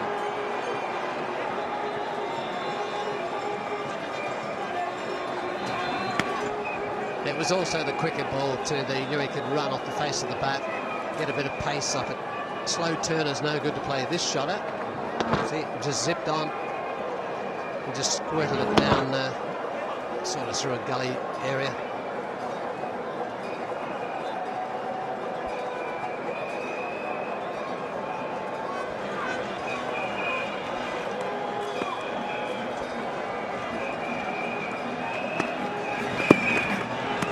That's over. 146 for 1. Don't forget lovely cricket this Wednesday at the National Stadium as Sri Lanka comes to the West Indies. And of course, they'll play a practice match with the Shell Academy Invitational 11 here at the National Stadium this Wednesday, June the 4th. Adults only $10 and all children are admitted free. For you visiting us here in Grenada, don't forget that come July the 25th, Spice 146 for 1. Ron Lara on strike to Brett Lee. And here I am flying that kite as Jeff Thompson asked me to do. And Anthony, this is a very hard kite to hold. How far is it up there? 200 feet. 200 feet. And you've got about 1,000 feet of roll on this, so you can actually let it out a bit more? Yeah, 200. Of course, West Indies need a further 100. Is this a good day or a bad day for kite flying? 120 balls. Yep. Good day? Yeah. And what's the name of your kite? My kite? I don't know, kite. Bamboo. Bamboo. Bamboo, you call your kite bamboo. So by and large. It's made out of bamboo. I'm not actually a kite expert, I don't think. But it is quite difficult to hold. It is miles up there. It's the other side of the sun. So Lee to continue. Around the wicket to Lara. Full toss. Gives himself a single. Well, I might throw this back to you because this is getting quite hard to hold. And I need some more muscles.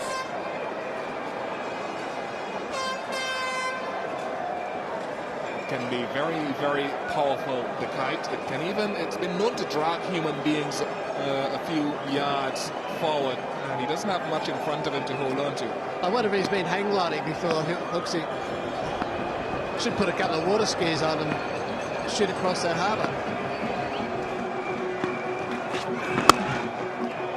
Good shot.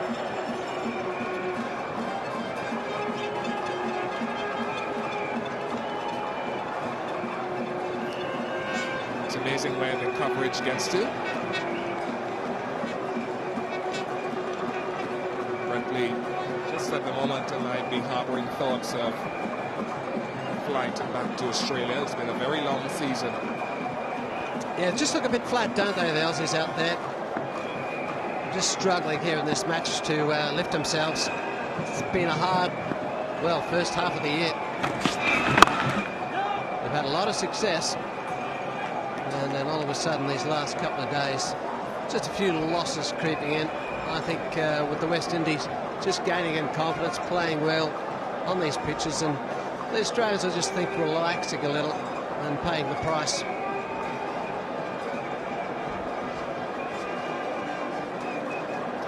That's Brett Lee, their series. Not too bad.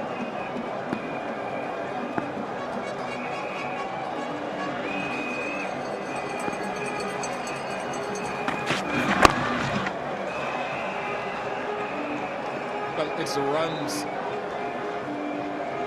that have come off his bowling that might have counted against him, going at 5 runs per over.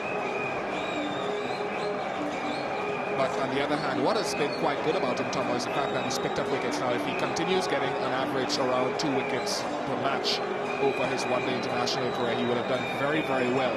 At the moment, it's just under 2. So he's primarily used as a strike bowler in this form of the game to get wickets, and that's why the runs per over might be slightly high. That could run very close to the boundary. Lead, and it's stopped by Darren Lehman. 2 runs picked up again. Yes, he does do that, Bish. The other day, well, he missed 150s up for the West Indies. Gayle with a clean bowled off his bowling. I think he dropped Label Hinds on the fence, so might have cost the match the other day. I mean, I don't like to say that, but if you think back on both of those wickets, especially Label Hinds, went for 6, the one he dropped, two-hander, might have been a little different. I'm not complaining about it, but I'd rather have what he does with the ball any day.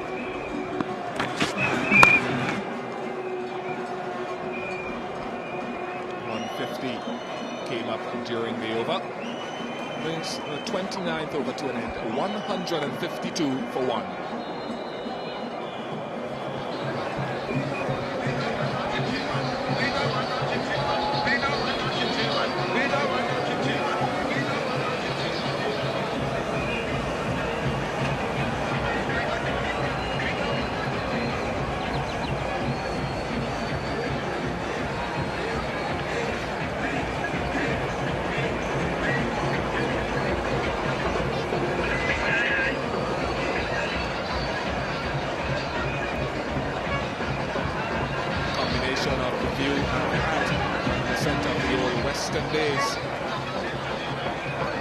It's a spectacular view, Emperor. I just wonder how they managed to make any sense of what's going on in that cricket ground so far away. It's good atmosphere. And speaking about someone who is very thrilled and into Westerns, Michael Holding is joined by Tony Coulson. Thank you, Bush. So West Indies going on very comfortably now, 152 for 1. They want to lose a few wickets. They did on Friday, even though they won that match. They lost 3 wickets in quick succession. That changed the balance. A couple of wickets can so easily just disrupt the flow. West Indies with 96 to win from 125 deliveries, 9 wickets in hand.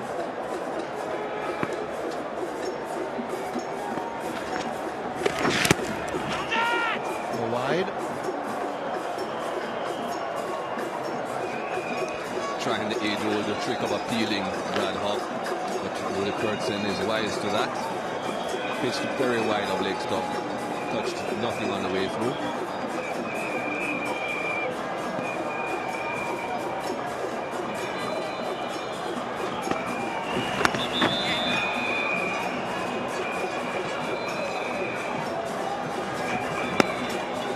Used 5 bowlers, but yet called on Lehman, the left arm spin of Lehman. Harvey, the medium pacer, hasn't been used yet. These are 2 options that are available to Gilchrist.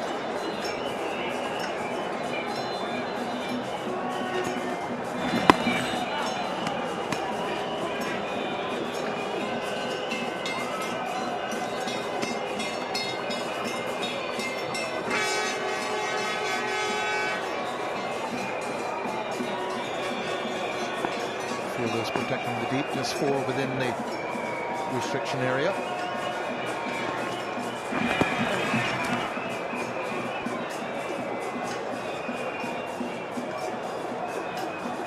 Adam Gilchrist and Brad Hogg employing the same tactic that Gayle and Lara and Ramnare Sawan used. Of course, with the 2 left-handers batting against the left arm wrist spinner, or pitching outside leg and spinning back towards the pads. Oh! Spinning a long way as well. Doing what Ramnare Sawan did in reverse. Left arm wrist spin outside the left-hander's leg stump. Sawan bowling right arm leg spin outside the right-hander's leg stump as well. So same theory.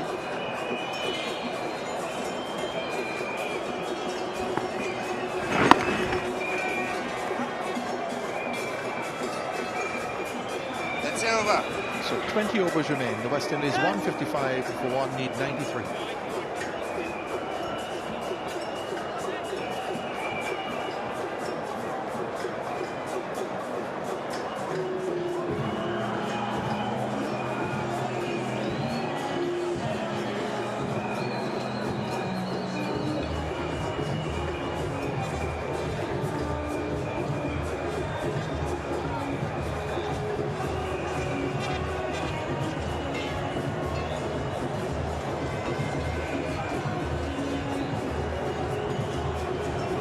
West Indies had their first 100 opening partnership against Australia in one-day internationals when Gayle made 60 and Hinds put on 116. Quite an amazing statistic that after all this time, this is the first occasion for an opening partnership. 3 figures. Here's Lee back now.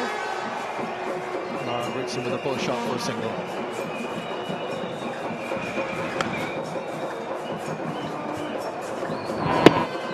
Well, he has been attacking Brett Lee, attacking in various ways. He has been looking to bowl Yorkers, he has been looking to bowl bouncers. Well, that's the nature of Brett Lee. He's a wicket-taking bowler. He's not one of these bowlers that you will see running and try and bowl just line and length and to be restrictive.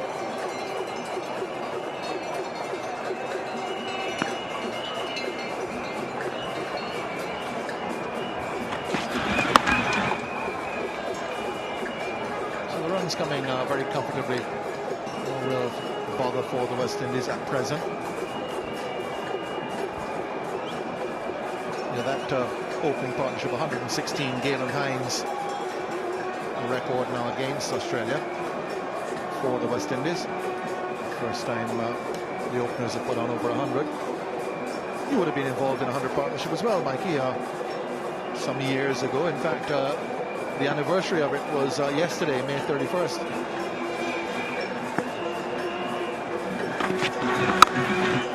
That's typical Lara. The very first genuine Lara shot we've seen. He hasn't been in top touch today, and even that won't quite go away for four. They'll come back for a third.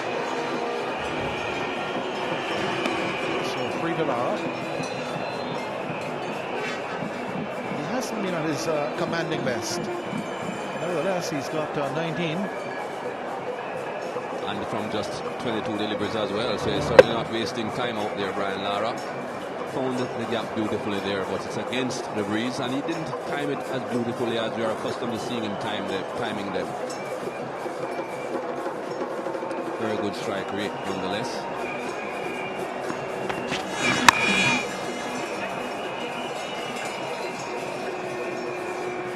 Yeah, just referring to that partnership you were engaged in, it wasn't for the first wicket, it was for the last. Against England, Old Trafford, May 31st, 1984. So that's 19 years ago, 29 years ago. 19, correction, yes. Had it right first time. You made 12. The fellow at the other end made 189 not out. And 2 of you put on a partnership of 106.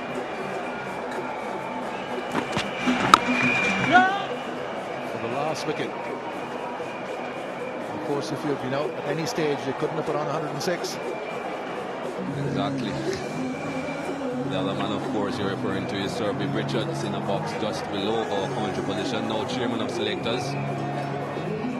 I was in a bit of danger backing up as well whenever he was batting. He used to hit that ball real hard with Richards. You were backing up but being very careful that the shots weren't coming directly at you. We would hope that they would bowl outside leg or outside off.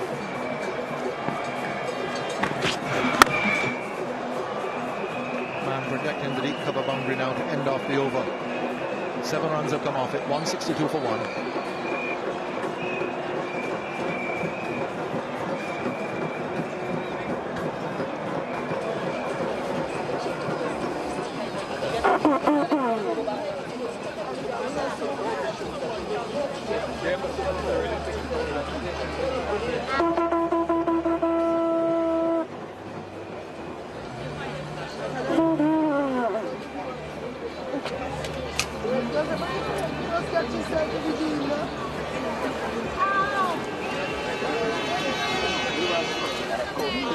Very relaxing up on the hill up there.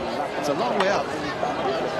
Every year we come back to the Queen's Park Stadium here in Grenada. The youngsters up there under their tarpaulins watching from that height, enjoying themselves. Brad Hogg now will continue. 6 over.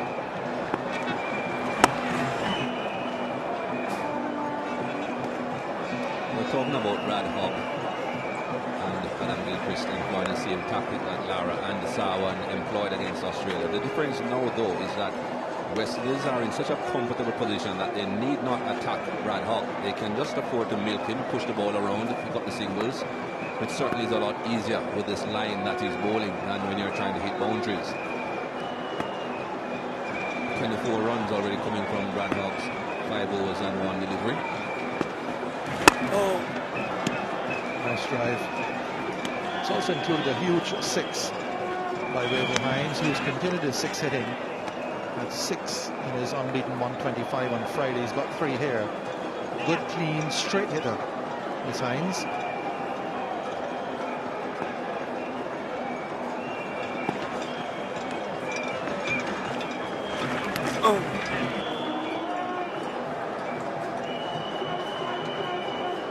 Very delicate, Brian Lara.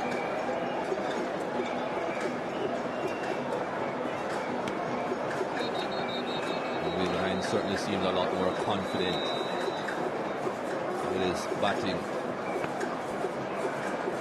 Certainly in a rich vein of form at the moment.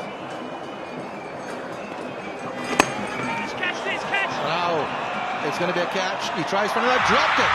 Unbelievable. A sin to Gillespie. Dropped right into his lap and spilled back out. Should have been the end of Hinds. The simplest of catches.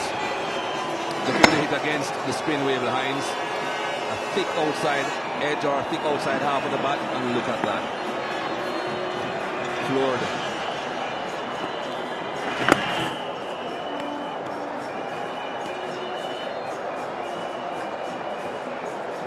That's the problem Hinds has every now and again. He gets a, as you say, outside the ball. And you can't get them much easier than that, although we did see one, Ricardo Paul spill one in Trinidad, which in the deep was comparable to that.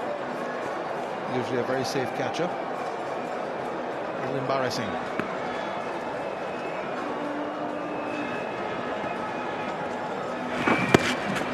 Wide ball.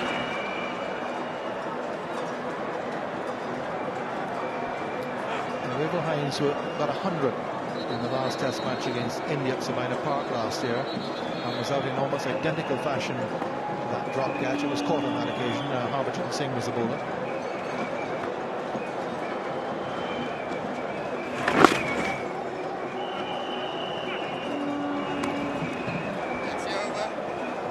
Ends an eventful over. 169 for 1.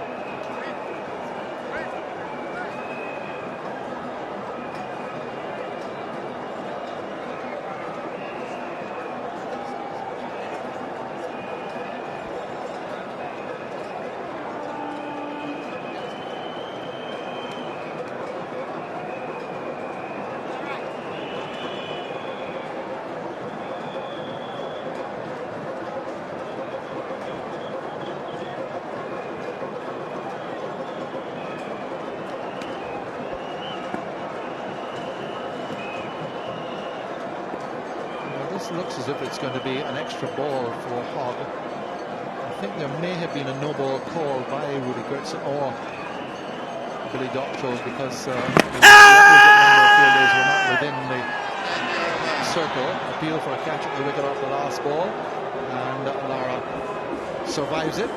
Rudy Gertson says not out. 170 for 1, 32 overs. Yeah, we left and we thought it was an over. In fact, we counted the 7 balls, one of which was a wide. And then suddenly, Brad Hogg was walking away, and then was advised that he would have to come back to complete the over, because we didn't quite spot it, but it seemed as if on reflection that not the requisite number of fielders were within the area. And all this is part of the 2003 the umpire seemed to no ball for that. Here's the last ball of the over, caught behind the peel. Championship. Just hitting the ground quite hard. Saturday the 21st and Sunday the 22nd of June here at the National Stadium. Going to have of course, Ian Harvey now going to take up the bowling. The medium pacer had a very good opening match up at Sabina Park, that close one which Australia won by 2 runs, both with the bat and the ball. I'd say that surprising man of the match award on that occasion didn't go to him but went to Ponting, and he really was perhaps more influential in the Australian victory. There are quite a few youngsters up there, and of course they're being kept in touch with the radio commentary.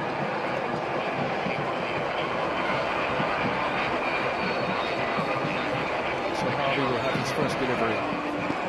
6 ball used by Gilchrist.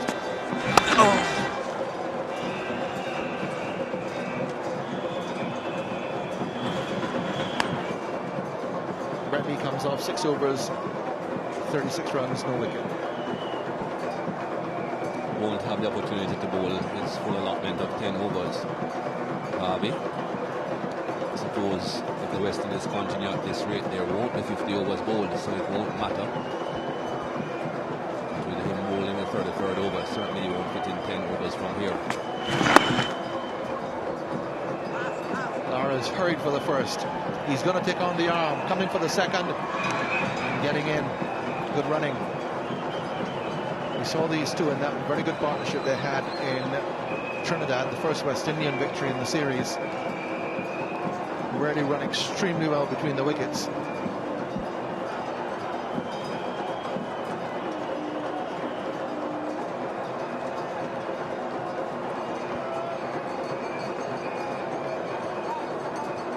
Certainly was good running by Gayle and Lara, but this also was good cricket by Australia. Notice the man running away from the ball, away from the pitch rather, and the man running in towards the pitch who didn't have to spin around to throw.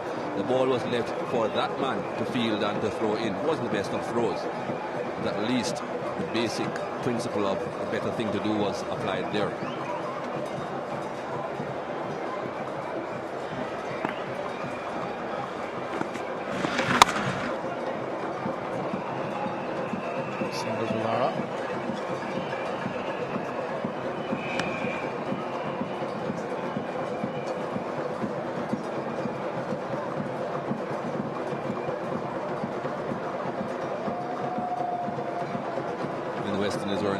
Saw the opposite to that on a couple of occasions.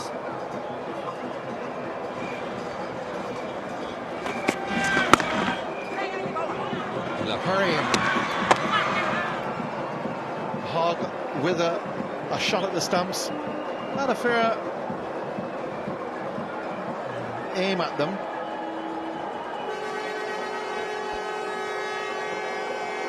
Would have been gone, I would think. Again, missed by some distance, though, Brad Hogg. Would have had what? Stump and a half at Bishop. Just about. Oh! Here's what happened on a couple of occasions when the West Indies were in the field. The man running away from the pitch is the one that did the fielding. Should have left it for the man coming in. He had to turn to throw. The man coming in wouldn't have had to turn, and it would have been a much closer call, perhaps even a wicket.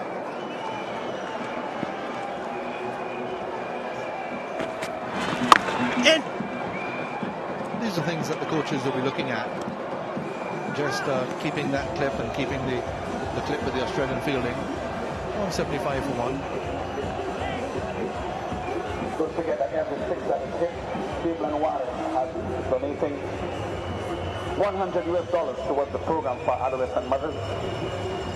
Every 4 that is hit, $3 also being donated.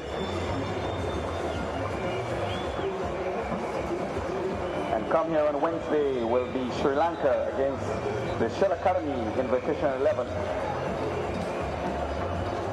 All part of the Gayle and Lara 2003 series. West Indies after 33 overs are 175 for one. Track and field comes to Grenada on July 4th to the 6th. The Central American and Caribbean Senior Track and Field Championships. July 4th to the 6th at the National Stadium. And of course before that you have the Gayle and Lara National Track and Field Championships. Saturday the 21st and Sunday the 22nd of June. Here at the National Stadium. And for you visitors, you have a chance of coming back here to the National Stadium and of course to Grenada to enjoy Spice Mass 2003 from July 25th. Spice Mass 2003.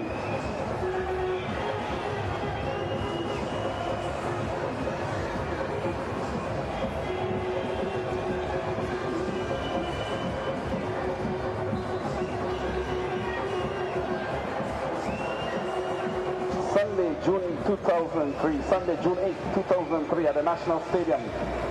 Come and witness the launch of the church mission statement and how the church must work to overcome the challenges we now face. That's the church on Pentecost. Join the procession from the NS building at 8 a.m. on Sunday, June 8th. So West Indies are going along very comfortably here. They won the 2 previous matches. They've already lost the series, having lost the first 4, but they've come back well to finish well. 175 for 1. They require another 73 from 102 deliveries. Australia have made 247 for 8 from their 50 overs. And they will journey over to Grenada on Monday. Grenada very well known as the Isle of Spice. And nutmeg's the main product, main spice produced here. Originally came in from the East Indies, commercially introduced by the Dutch in the mid-19th century, and has now become one of the mainstays of the Grenada economy, second biggest producer in the world of nutmegs after Indonesia. Fragrant evergreen that has glossy leaves and small yellow flowers. The nutmeg tree produces two spices, the nutmeg itself, which is virtually the seed, and then there's a covering on the seed, and that's mace. And those are the two spices produced by nutmeg. Also very big fishing in Grenada.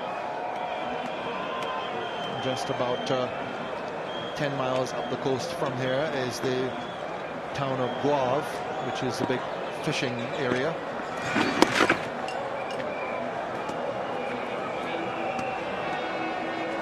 And this Queen's Park Stadium, constructed by the government 5 years ago, first used in 1999 when the Australians were here last. And it's not only this cricket stadium, but next door to it, right adjacent to it, is a modern football and track and field stadium as well.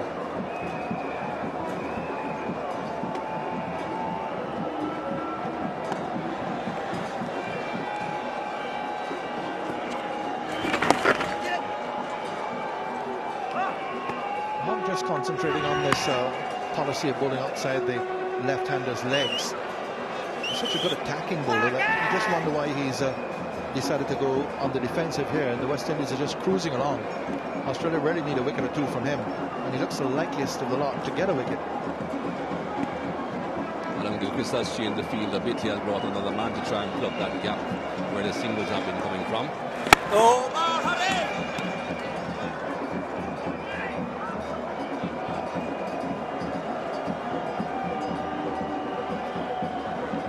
Lovely afternoon, the last day of the Australian tour of the West Indies.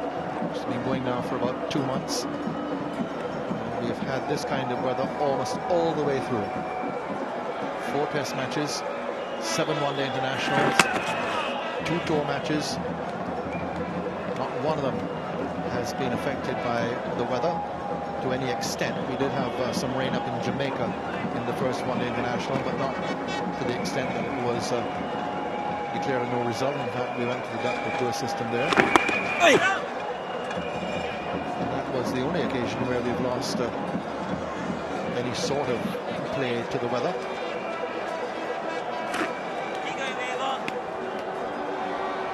Jamaica taking over from Guyana, truly. I think famous for rain. 2 games washed out last year against India.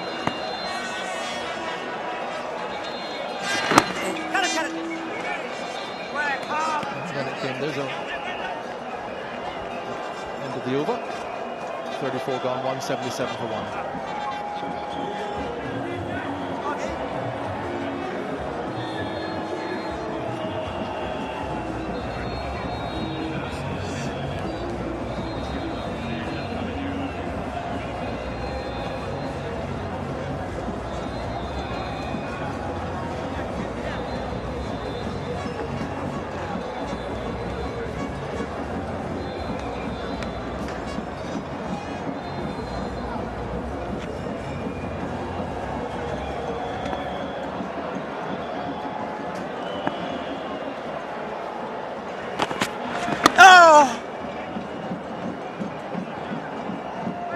Indies just doing it quite comfortably now.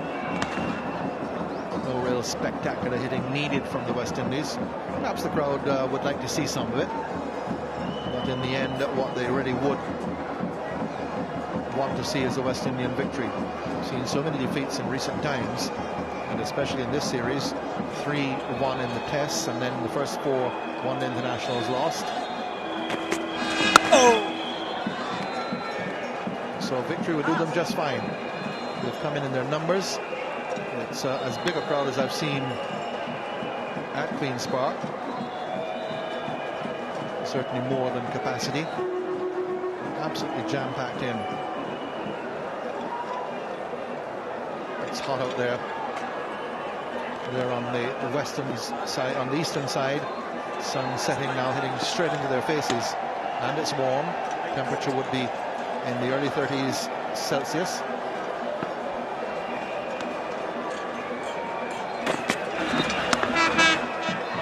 Hit Windies!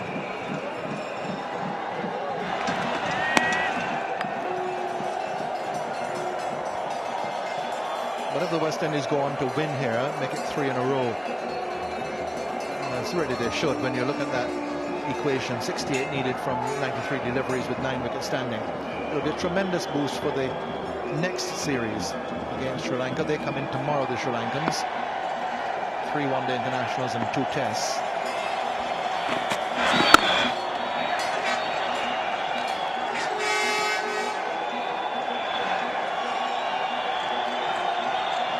I think everyone will be hoping that they do win, so it will certainly create a great deal of interest in that series against Sri Lanka. Sri Lanka are no slouches either. They have a pretty good team, Sri Lanka, both test and one days. Remember the performance in the World Cup just recently concluded in South Africa. One day series, of course, will be before the test matches do start. Yeah, in both forms of games, Sri Lanka ranked appreciably higher than the West Indies. I think in Test now they're ranked 3rd. The West Indies are only above Zimbabwe and Bangladesh of the 10 Test playing countries. And Sri Lanka also rated above the West Indies in one-day internationals. They reached the semi-final of the World Cup.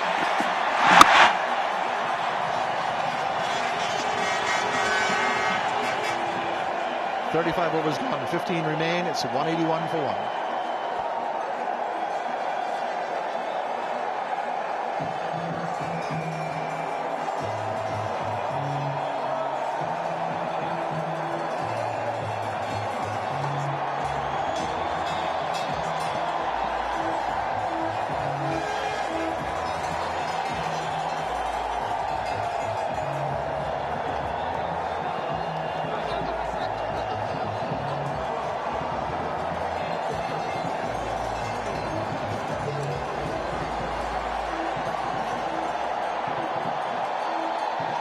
We don't want to be accused of jumping to premature conclusions, but if the West Indies do go on to win this, it'll be Australia's 3rd defeat in a row in one-day internationals, and that hasn't happened since New Zealand and South Africa were in Australia for the Triangular Series, and that was on the 11th, 13th and 17th of January 2002, over a year ago, when Australia lost twice to New Zealand and once to South Africa, and in fact did not reach the final of that Triangular Series.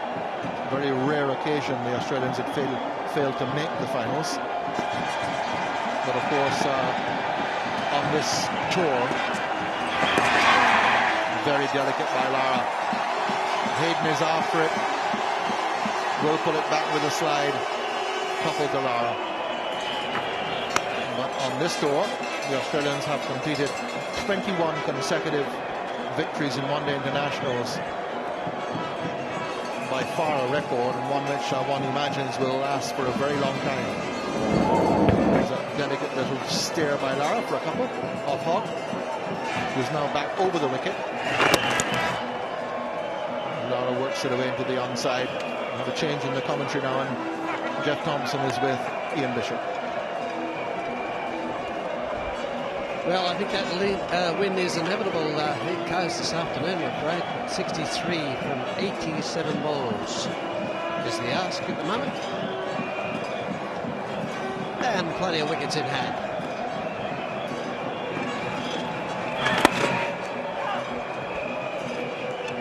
Those statistics that were just read out by Tony Cozier, to me, just sums up. I think it's a credit to both teams, a credit to the West Indies for, if they go on to win this match, for winning 3 in a row.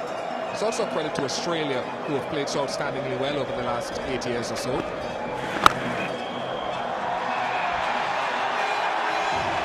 Now, there's ball again. Smacks that through mid-wicket, just waiting for the ball up in his zone, and has just swatted that straight through mid-wicket. Fields up, trying to take the wickets. No good staying back, trying to save boundaries. and that leaves opportunities like that.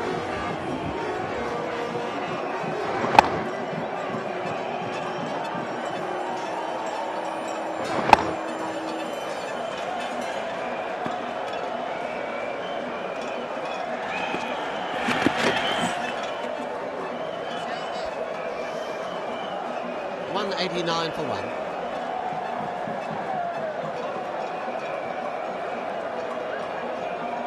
At the end of 36 overs, West Indies 189 for a loss of 1 wicket. Hinds on 88 runs and Gayle and Lara on 32. Don't forget, Lovely Cricket comes back to the stadium on Wednesday, June the 4th. That's when the Shell Academy Invitational 11 will play against Sri Lanka.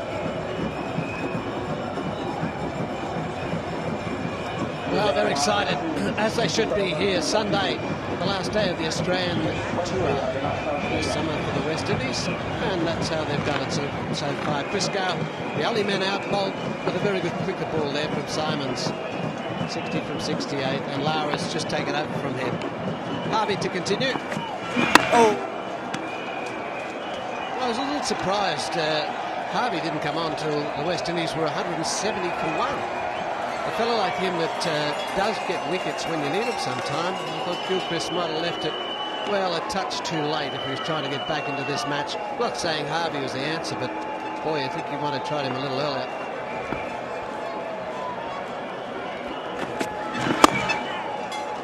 A little bit uppish there, just past Matthew Hayden at the short mid wicket. These two are hitting the ball so well. They're just manipulating around where they like. Hinds did have a life earlier on. Gillespie dropping him on the fence half an hour or so ago, maybe a little bit more. Wavell Hinds hit a few sixes this weekend.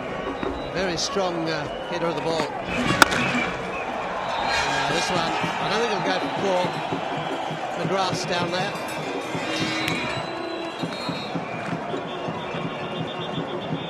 Here's a couple of the sixes. Wavell Hinds down he goes, over mid-off. Just a little bit with the breeze, a gentle push, you might call that one. And then this one down the ground.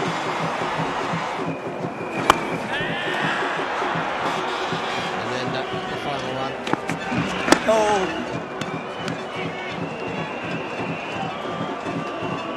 I'm just trying to think how many, it was 5 or 6 he hit yesterday, I think. 6 it was. 6 on Friday. Wavell Hinds. He crossed, well, he hit him over the boundary more than he hit him along the ground on Friday. Got more 6s than he did 4s. And today, so he's done it so far.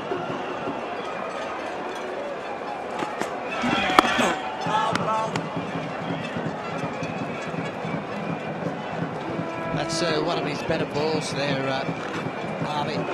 Has a few different disguised slow balls. Also a pretty good Yorker too, and then he slides it in pretty well. Doesn't have a bad bouncer, but I don't think a bouncer from him on this wicket is going to work today. Not to these two.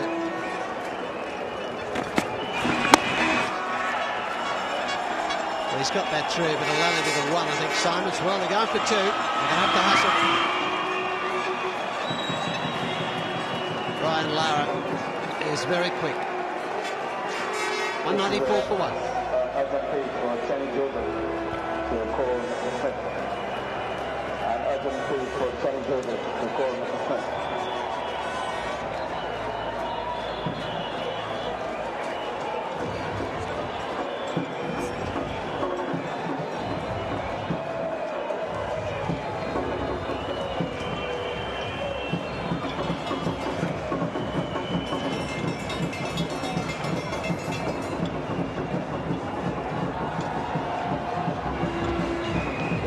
They've just scuttled David Hooks out there in the harbour.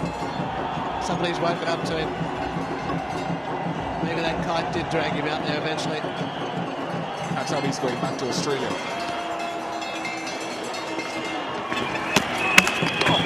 Well, you mentioned the pitch a little while ago, Tomo, and I think compliments has to go to the groundsman here in this very, very dry season for producing pitches ideal for them. There's a bit of churn in it for the spinners, but not too much in it for the faster bowlers. Batsmen have been able to play through the line of the ball. More so today. You can judge that by the West Indies total on the board.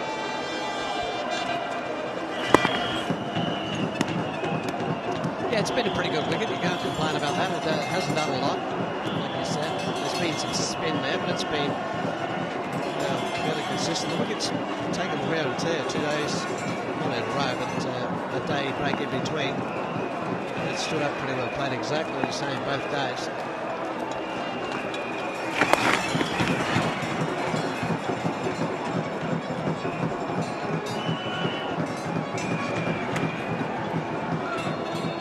In the 90s now, 91 to Gayle and Hinds, 114 deliveries. Lara on 35 from 45. Gayle and Hinds has come of age in this series. He was brought back in Trinidad, the first game in Trinidad. He was a little bit at sea, I thought. And then the very next day, come out in the double-headed of Trinidad a couple of weeks ago. And sort of got his confidence all back, I thought, all from there, and got a score on the board. Hasn't looked back really since that weekend.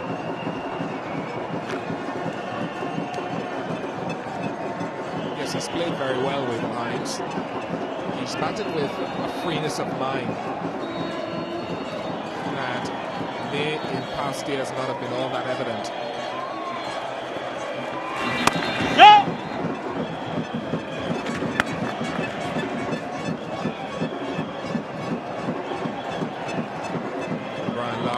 Also been able to steady the ship quite well at that number 3 position over the last couple of one-day games.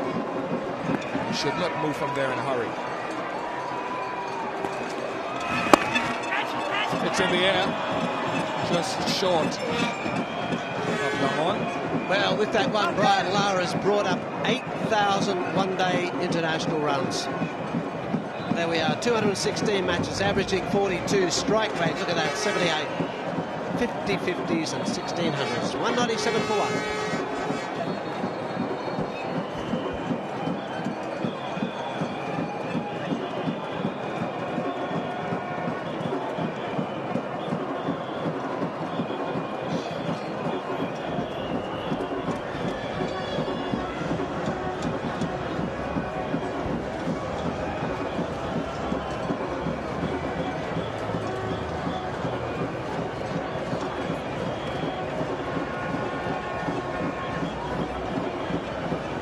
Well, there's the leading run scorers. Brian Lara down the bottom with that single of that last delivery, the last over. He's best of 169. Tendulkar at the top. Look at the matches, but almost 100 more. And it evens out, doesn't it? It's about a third less and about a third less than the amount of games. So he's pretty well on course for that one.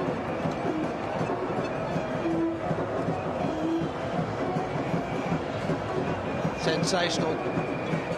Men on that list. Look at the number of one-dayers there.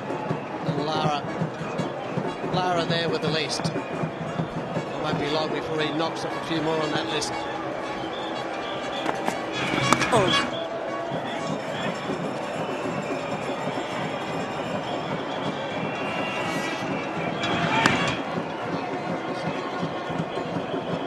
Well, also a couple of more stats from Brian Lara with that 8,000 runs that he's brought up. He's the 10th player to reach that mark, and the second West Indian after Desmond Hinds. Hinds with 8,648.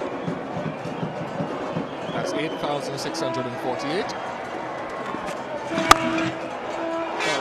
Well, it wasn't his phone number. That's going to go for 4. Very good shot.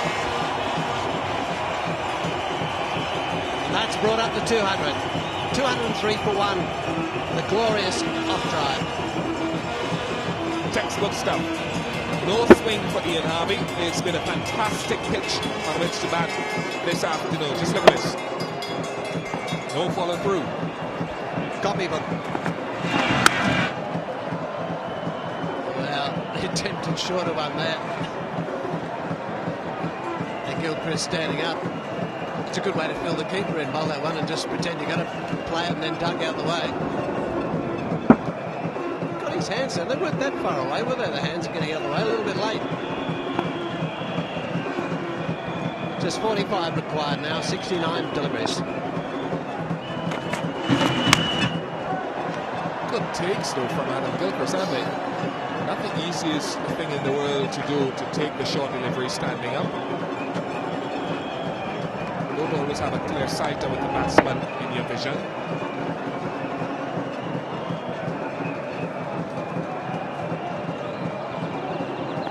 That's a pensive look on Gilchrist's face, and it realises it's all over bar the shouting. That's a beautiful shot, square drive through point. He's played a few of those today. Played one earlier on for Brett Lee when he first came out. It was a beauty. And really has a look back from there. Well, they're both similar here, but Hinds is going to bring up his 100, barring indiscretion, and Lara will bring up his 50 in very similar time.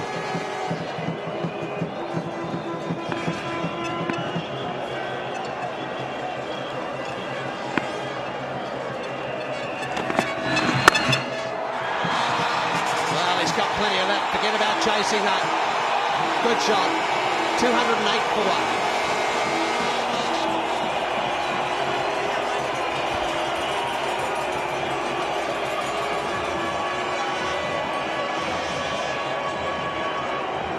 At the end of over number 39, West Indies 208 for one.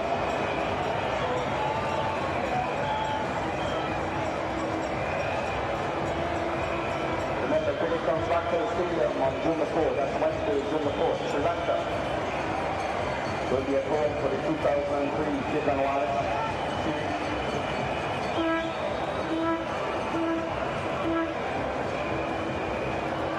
Well, there's going to be some celebrating in St George's tonight, especially around the ground here, as that worm, well, climbs that mountain. They're happy out there. There's going to be celebrating along Grenada's beach where the two teams are playing. They're staying. And that was that last shot, pulled for 4 through mid-wicket. Well, Brett Lee's out there. Well, he knocks it on. Nelly knocks it for 4. Just bit of 2.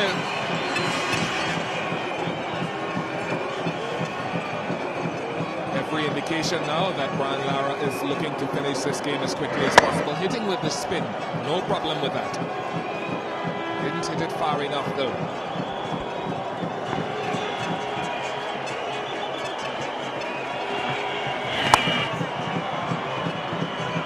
Yeah, just a bit much spin on that one. Thick outside edge.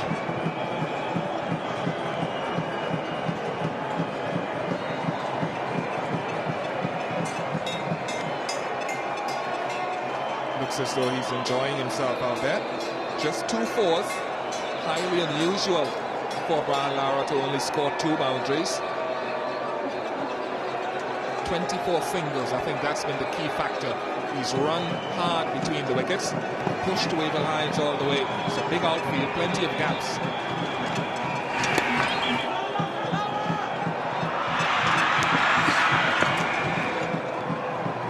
A little bit too enthusiastic there for Wavell Hinds, trying to back up the skipper, deciding not to go for that one, sent him back.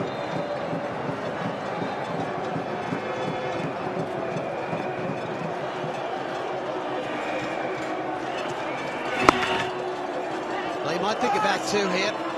McGrath down here, push him. He's just trying to get him moving to see if he misfield. Not so, just kept it down to 1.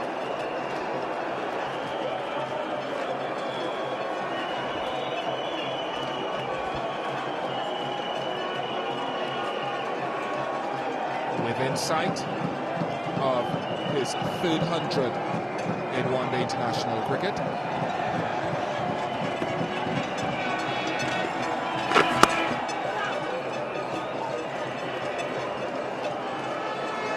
There's no 3rd man there, so if they get it past the man at backward point, could race away. The thing he's got to watch is the wrong or the toppy, the flipper. Wavell Hinds, can he make it 2 in a row?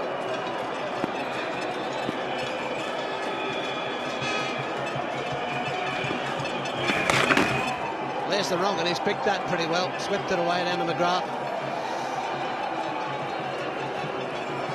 That brings it to 3 off the over, 212 for 1.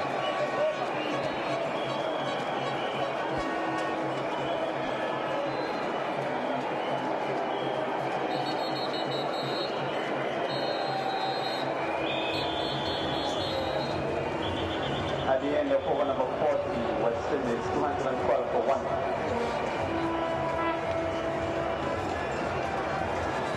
Women's cricket come alive in Grenada. That's the West Indies Women's Cricket Tournament. June the 15th to the 29th. Well, that's how it hasn't happened for the Aussies today. I thought they had a pretty good bowling attack in there, barring Bickle, of course. That's nearly their best. They can throw at anybody at the moment, and just one successful bowler, and that's Andrew Simons, part-time off-spinner. So, just shows you how well the West Indies are batting on this track here today. Really giving it to the Australians. Harvey to continue. Harvey's bowled 4 overs, none for 25, so he's had no joy at the moment. Well, I think that might have been disappearing over the backward square fence for a 6, but he's missed out on that one. Abel Hinds being a little annoyed, just a touch wide, but it was certainly there for the pickings.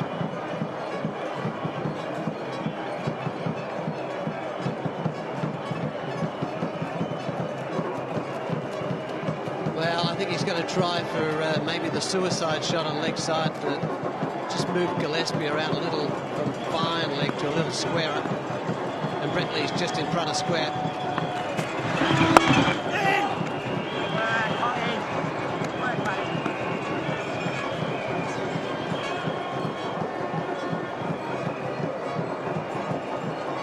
To me, it's an abject lesson in how to channel the disappointment that you feel at not performing to the level that he would have expected, being left out after the second test match. And he's come back well. It's all about channeling that disappointment in the right direction.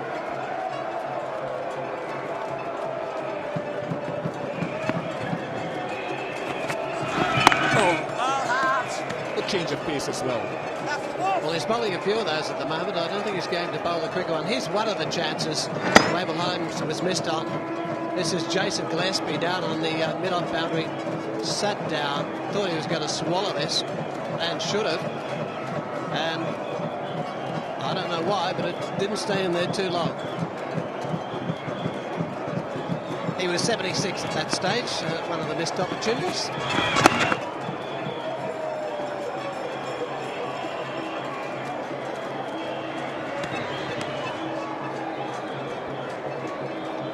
Well, sometimes you've got to have a little luck going away, but he's played pretty well, barring that one there. Isn't too much wrong that he's done out there today. Lara, he's going along quite nicely, 46 from 56.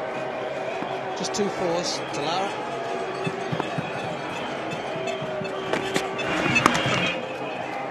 There's a man down there, that'll just be the single. Hit Hind back on strike. There's just 1 ball left in this over. Hinds is on 97. 2 balls left, sorry, the first one was a wide.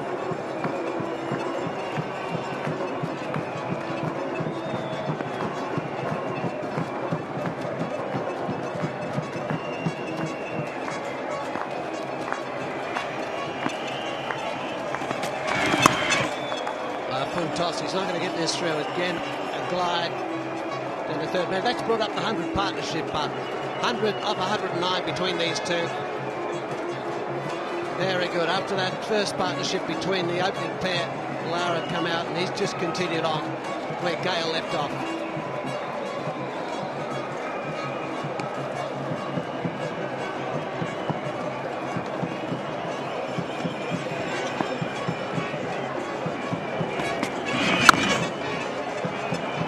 Got that through, that might be 4. That's another glorious off drive. Now McGrath is just going to get his fingertips to it.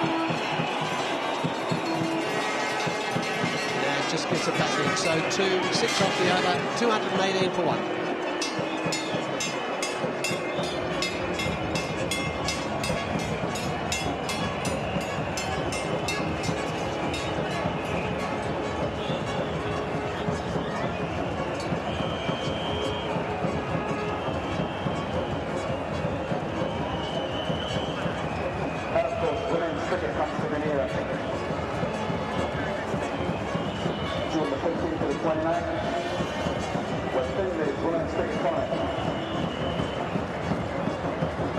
30 required from 9 overs. And, well, not too many of those batsmen are going to be required, you would have thought, unless something absolutely silly happens. But I don't think with Lara out there and Wavell Hinds, that's going to happen just with 30 to get. Well, Darren Lehman's on. Now, he has taken the odd wicket every now and then. He's had a day, too. 100 this morning for him. His second 100 at this ground. And there's his 34 wickets for him in one-day cricket so far. Oh! Well, he's got a bit of bat on this. Will this bring it up? He needs 2 for his 100, just a single. So that takes him on to 99, Lara on to 49.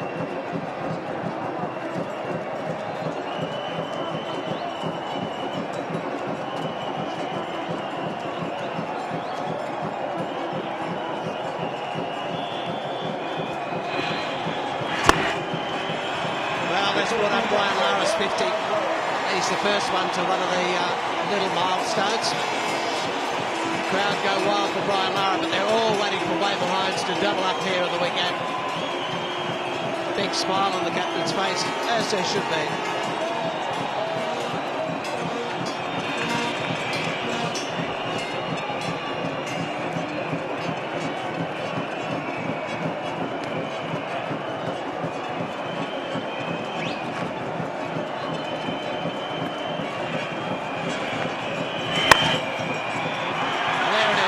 Push the mid off, and they're all jumping out of their seats. Wavell Hinds for the second time in a row this weekend looks to the stars and says thank you very much, and then Chris James always following in for the crowd, and the Aussies clapping him out there as well. Brian Lara puts his arm around his shoulder. Well done, mate. This is going to be a very good finish to this tour for the West Indies. Finish on a good note here today. They get this win up. And then move on, as I said, in a week's time against Sri Lanka to take them on. That's how he's done. 125 deliveries. It's been an outstanding knock from Wavell Hinds. Can't use the word commitment often enough. Well, there we go. This one might go for 6. I think that just cleared the rope, certainly did. Really good skips at 6. Brian Lara moves on now, and those runs just getting smaller and smaller, closer and closer. And they're just waiting to celebrate this third win in this series, but second one here this weekend. There we are, Lara, as we're used to him, straight down the ground, over the rope for 6. 227 for 1.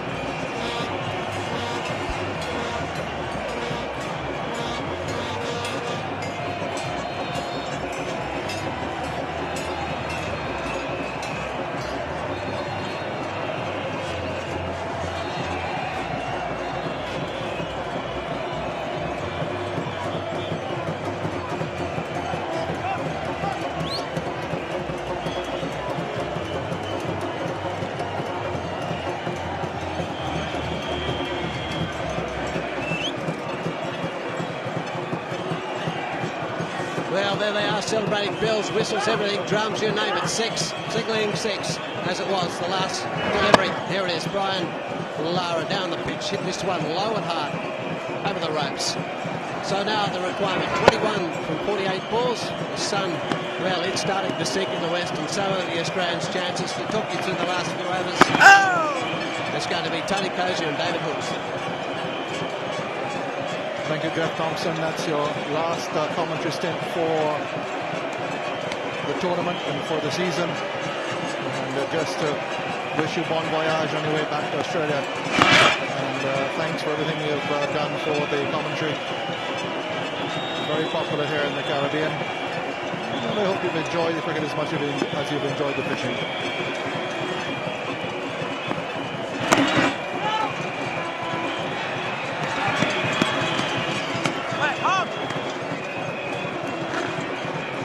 Celebration time here at the Queen's Park Stadium in Grenada.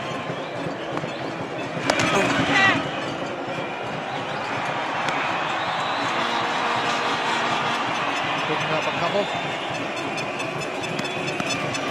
All around the ground. They think it's over. Soon will be.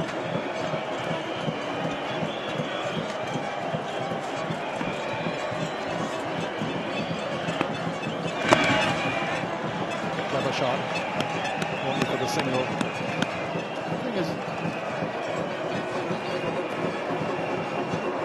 gone over 350 runs now in the series. When you consider that he was not even included in the squad of 15 at the beginning and only came in following the injury to Shipner and Chandrabol, really is quite an achievement.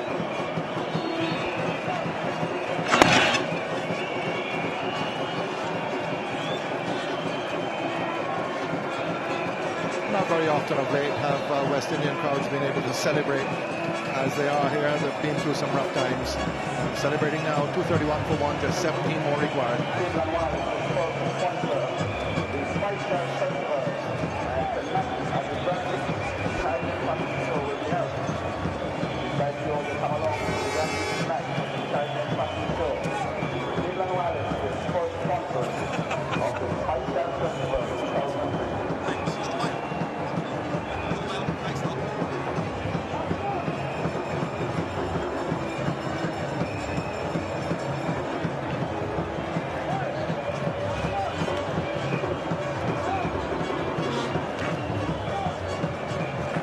Been a crowd which has exceeded the capacity of the ground.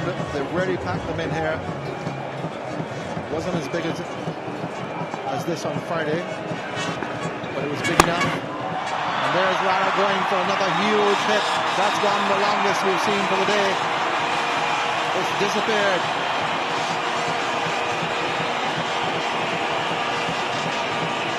Down leaving bowling is left arm finger spins, and Brian Lara went down and went bang. And that is a big hit over extra cover. 11 to win. There he goes again. He's enjoying himself. And it's over the top once more. They're loving this. Well, not Darren Newman, but they are.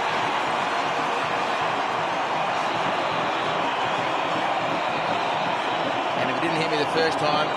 Lara came down and went bang.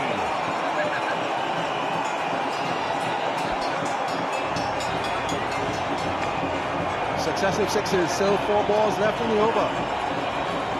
Just 5 needed now for the victory. It reduced Australians' series triumph to 4-3. West Indies would reel off 3 consecutive victories.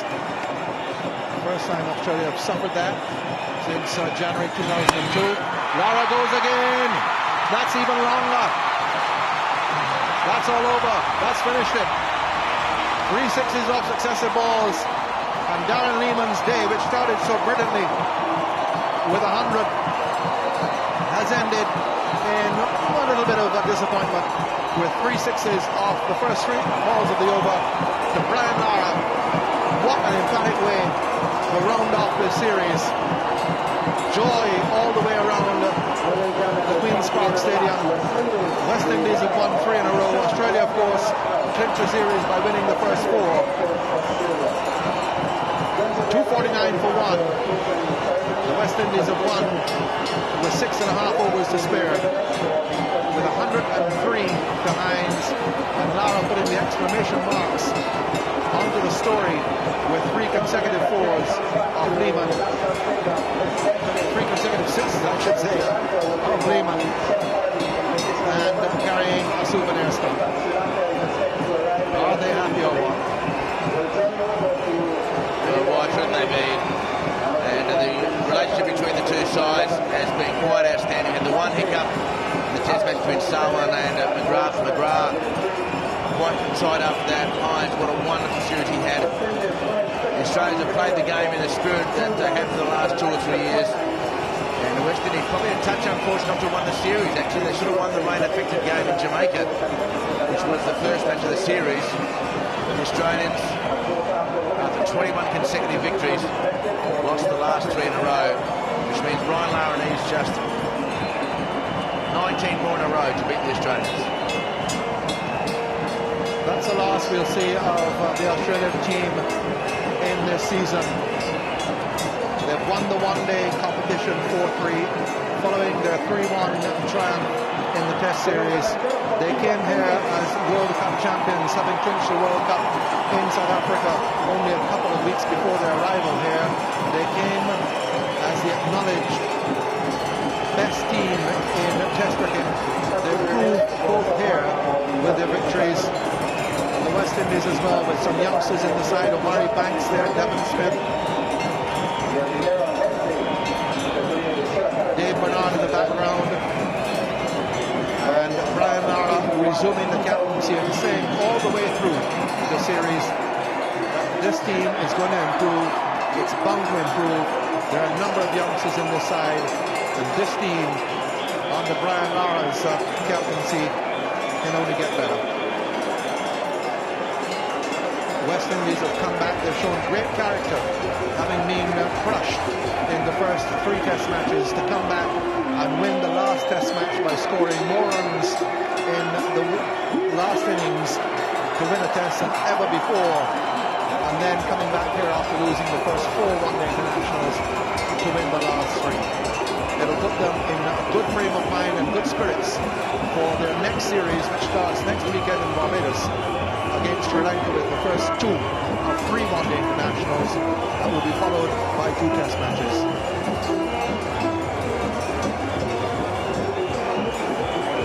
That's what a West Indian cricket victory does to the people of the Caribbean. They can be very depressed when things are not going their way, and they have been very depressed in the last few years. But this afternoon, nothing but elation, nothing but euphoria, nothing but a West Indies victory.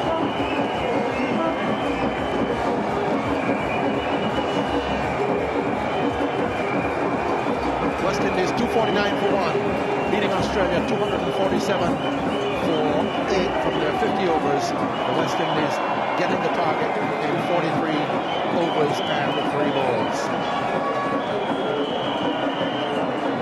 They'll be partying all over St. George's, in fact all over Grenada this evening, no doubt outside of Grenada, across the Caribbean as well. Emphatic victory by the West Indies. The first 100 partnership for the first wicket by West Indies against Australia in one-day internationals between Gayle and Hinds set it up, and then Hinds and Lara finishing things off with an unbroken partnership of 133 of 125 balls. Australia, well, they used 7 bowlers in a vain attempt to prevent the West Indies securing the victory. Andrew Symonds, the only successful bowler when he bowled Gayle.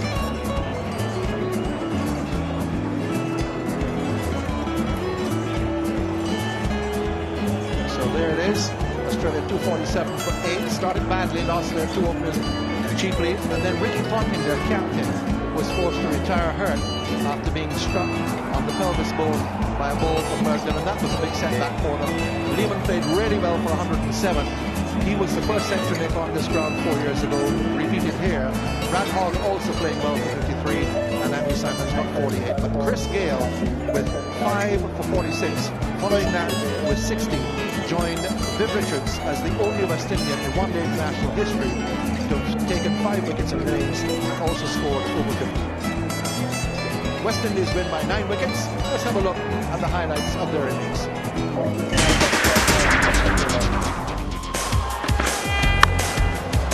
Chris Gayle came out in typical fashion. He'd taken those 5 wickets, so he'd done his job with the ball. Now he starts to do his job with the bat.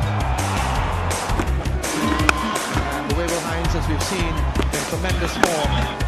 79 in Trinidad last Sunday. On Friday, 125 not out.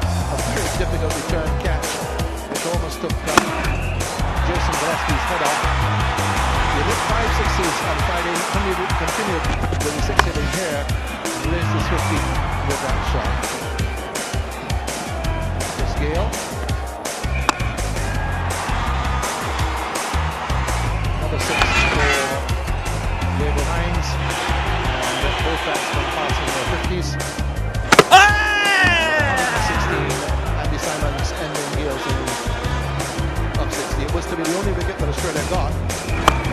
Hinds right away with yet another 6. Turning the ropes, and then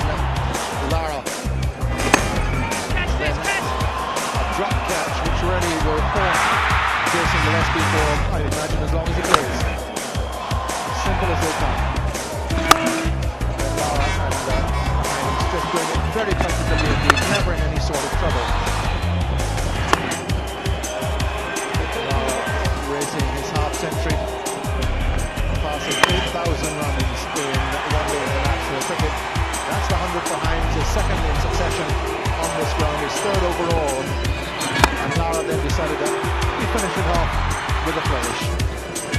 3 consecutive sixes off Darren Neiman for Lara. Here's the last one, and that was a match.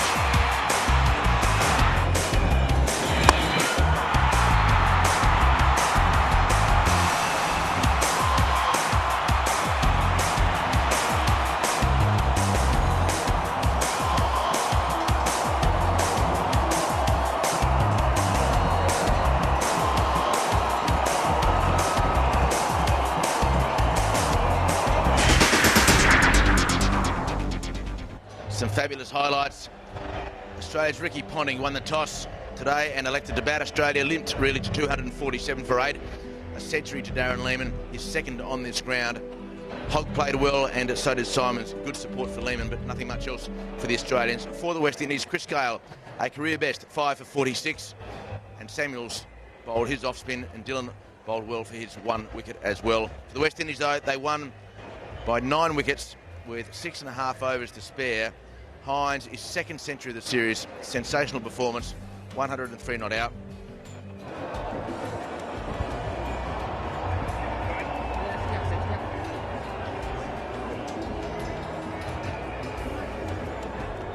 Lara 75 not out, including those 3 consecutive sixes to win the match. After bowling Darren Lehmann, Chris Gayle to go with his 5 wickets, a very well thought out 60. Australia nothing to write home about with the bowlers. So terrific victory by the West Indies. They won the last 3 matches in a row.